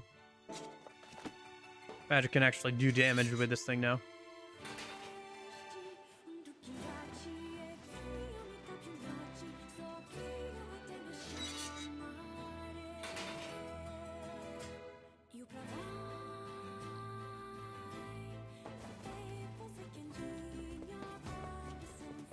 Yeah, you can technically soft mod a Xbox like an original Xbox now.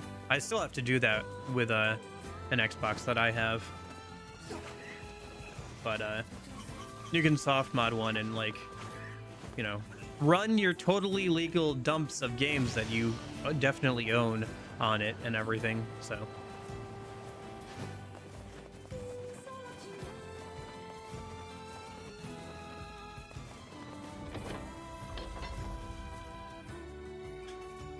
You can do that too, kind of with Xbox 360, but it's on certain models of it. Some of the older ones. Yeah, fair enough.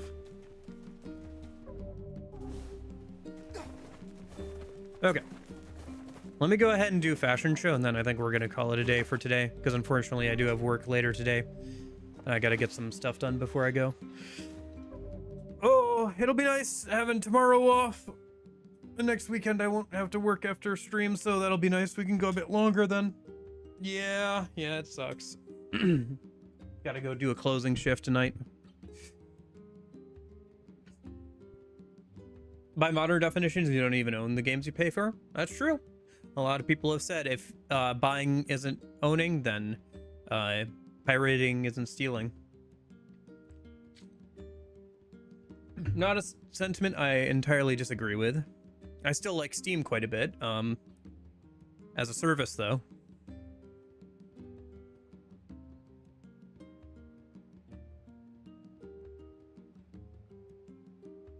And I like it more than trying to track down the games through piracy means, which can be hit or miss or dangerous for your computer, so.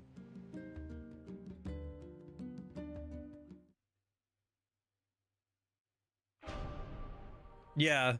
Isn't that Ubisoft? Wasn't that an Ubisoft person? And now they're going, like, out of business? Wardrobe, there it is. So boy, adult. Oh, interesting. Huh. Oh, Kabuki is like... Oh, interesting. Okay.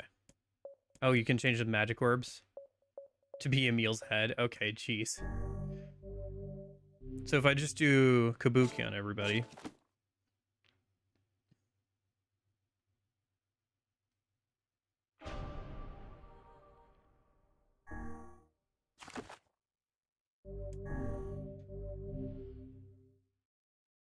Oh, interesting. The loading screens have, like, new animations as well.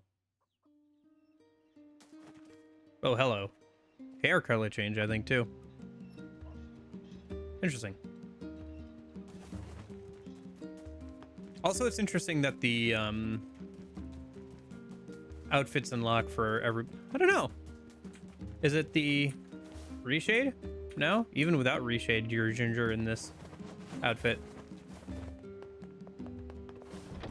Why are you ginger? Yeah, Steam is been... Did you hear that Steam won against the Rothschilds recently? Oh, hello. Oh, I like Emil's new cape.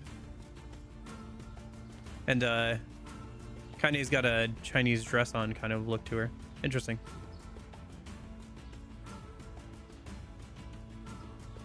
Well, kind of a Chinese dress if somebody ripped it up and tore out everything besides, like, the main chest area. Jeez.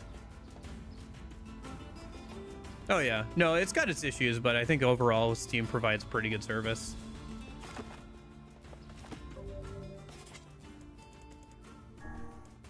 We can also actually load up a save from... I think this save should be it, yeah.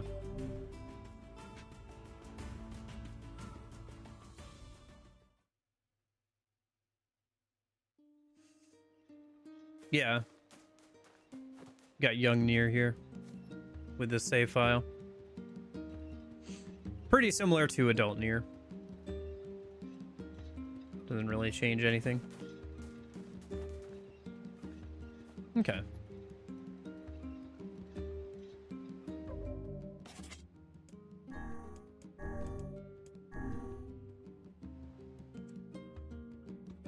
But yeah, no,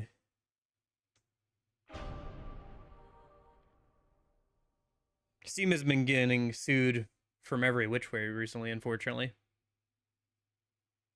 And more just from because of, like, they're so dominant in the space. Like, you've seen other people try, like, Amazon tried, Epic Games tried, but, like, they cannot compete with Steam when it comes to marketplace. Yeah. I do worry a little bit about Steam when Gabe Newell isn't around anymore. Like, if it'll continue the way it is now. But I figure by that point, he's got to keep kicking around for a little while longer, man. Interesting. I think the different outfits might change the loading screen stuff. Yeah, hopefully not.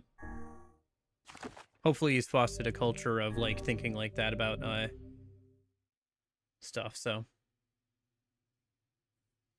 I'm gonna put his brain in his jar. Hi, I'm Gabe Newell. Hi. And this is the commentary for Portal 2. You can reach out at gaben.com.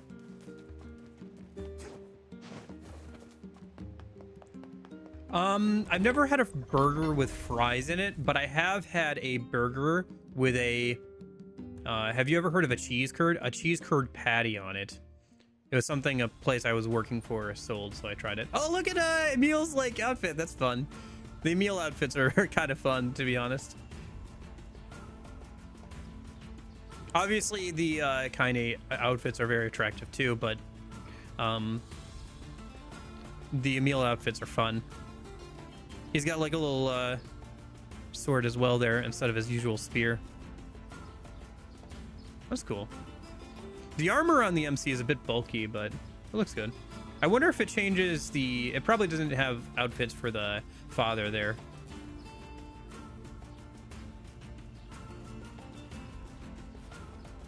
Okay.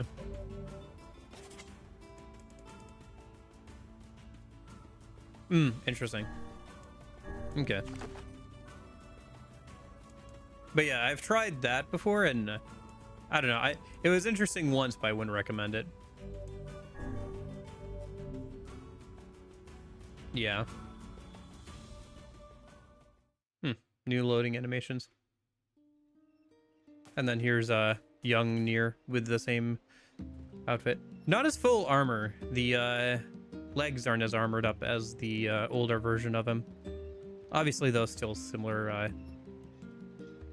type outfits.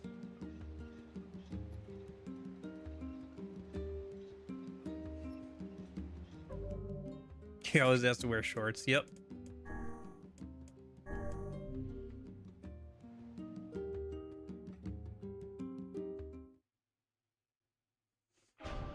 And then there should be one more set of outfits for the Automata cosplay.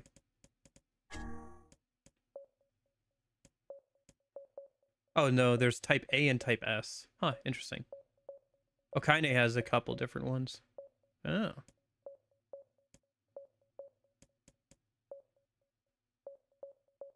Oh, Emil doesn't get one. Huh, weird.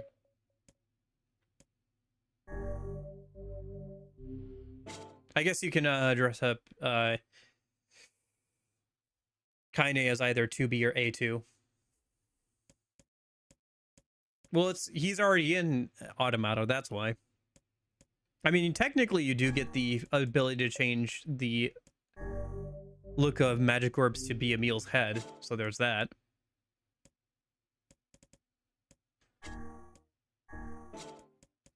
We could do this as well.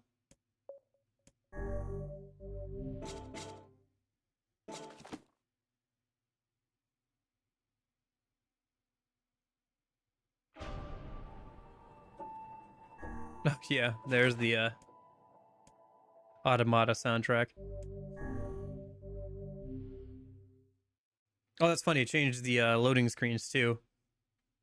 Yeah, it looks like the outfits might change the, like, the loading screen animations on bottom right. Oh, interesting. Whoa, that's different. It's weird seeing somebody this tall with Nine's outfit on. Holy cow, look at that. That's interesting. Hold on, I want to load up the young version first before we go running around.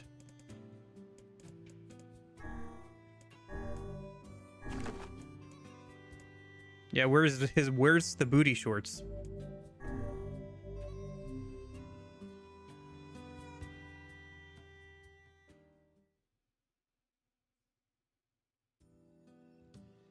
There's the booty shorts. Kind of. Yeah, he does look a lot like Nines in this. Holy cow. Especially because of the blindfold. Like, the shape of the face is a little bit different, but otherwise.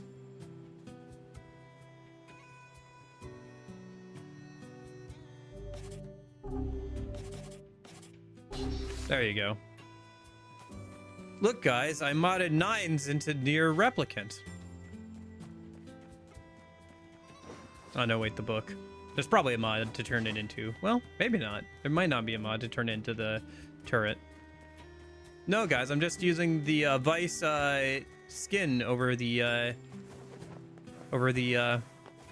whatever.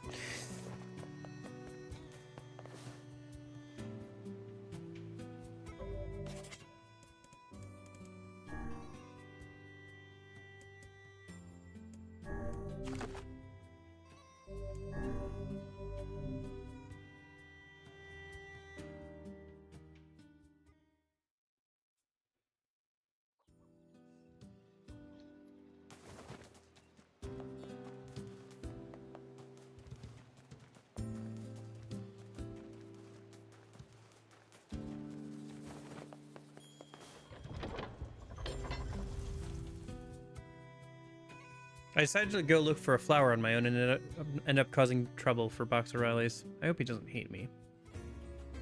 Okay. And then, yeah, the 2B outfit.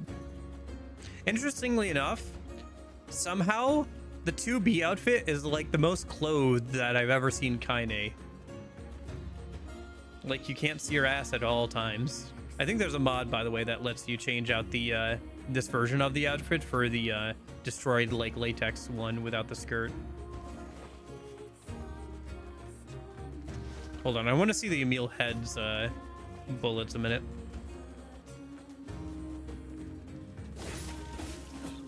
Gotta be an enemy around here somewhere that shoots Emil Heads, right? I think there's some down here that shoot projectiles. Oh yeah, there it is. Oh, hello. I guess they have to be colored differently so you can tell which ones are immune to magic. It's just Emil's head. Oh gosh, it really is just Emil's head. Okay.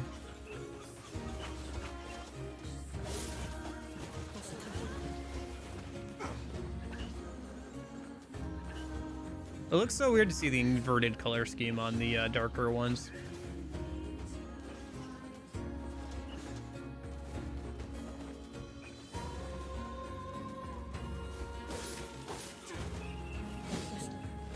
Okay.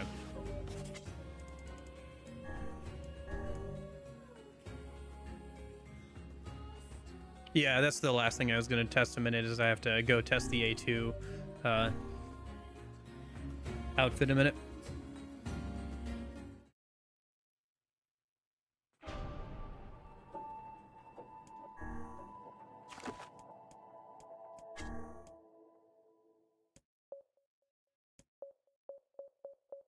There's probably also one more outfit actually for when we complete the third challenge for the dad thing, because I think the first two unlocked an outfit as well, so maybe we should have waited to do this until after that, but can always check out the outfit when we unlock it. I wonder, I guess it would probably also render the outfits in most of the cutscenes too, because a lot of them are in-game cutscenes. There's a few pre-rendered cutscenes in this game, but for the most part, they're rendered in real time, so.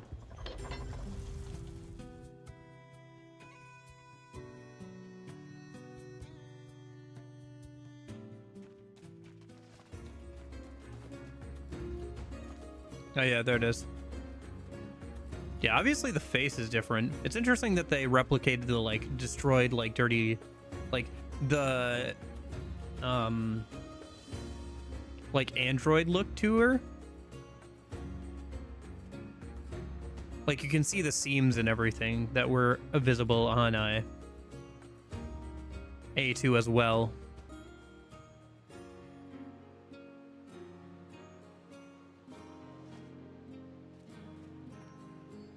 I feel like their body shape is a little bit different too, but apart from that in the head, but yeah, kind of similar.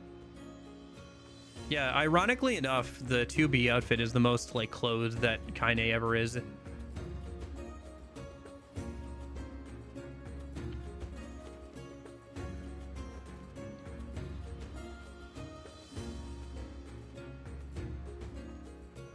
Even this one technically hides more than her usual outfit.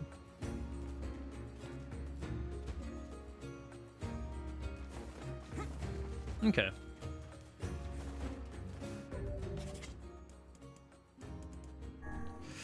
Alright, that's probably enough for today. I gotta get going here. I will see you guys later. I gotta go get ready for work, unfortunately. But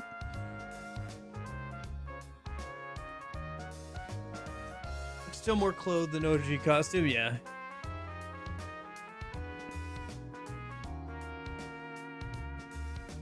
Yeah.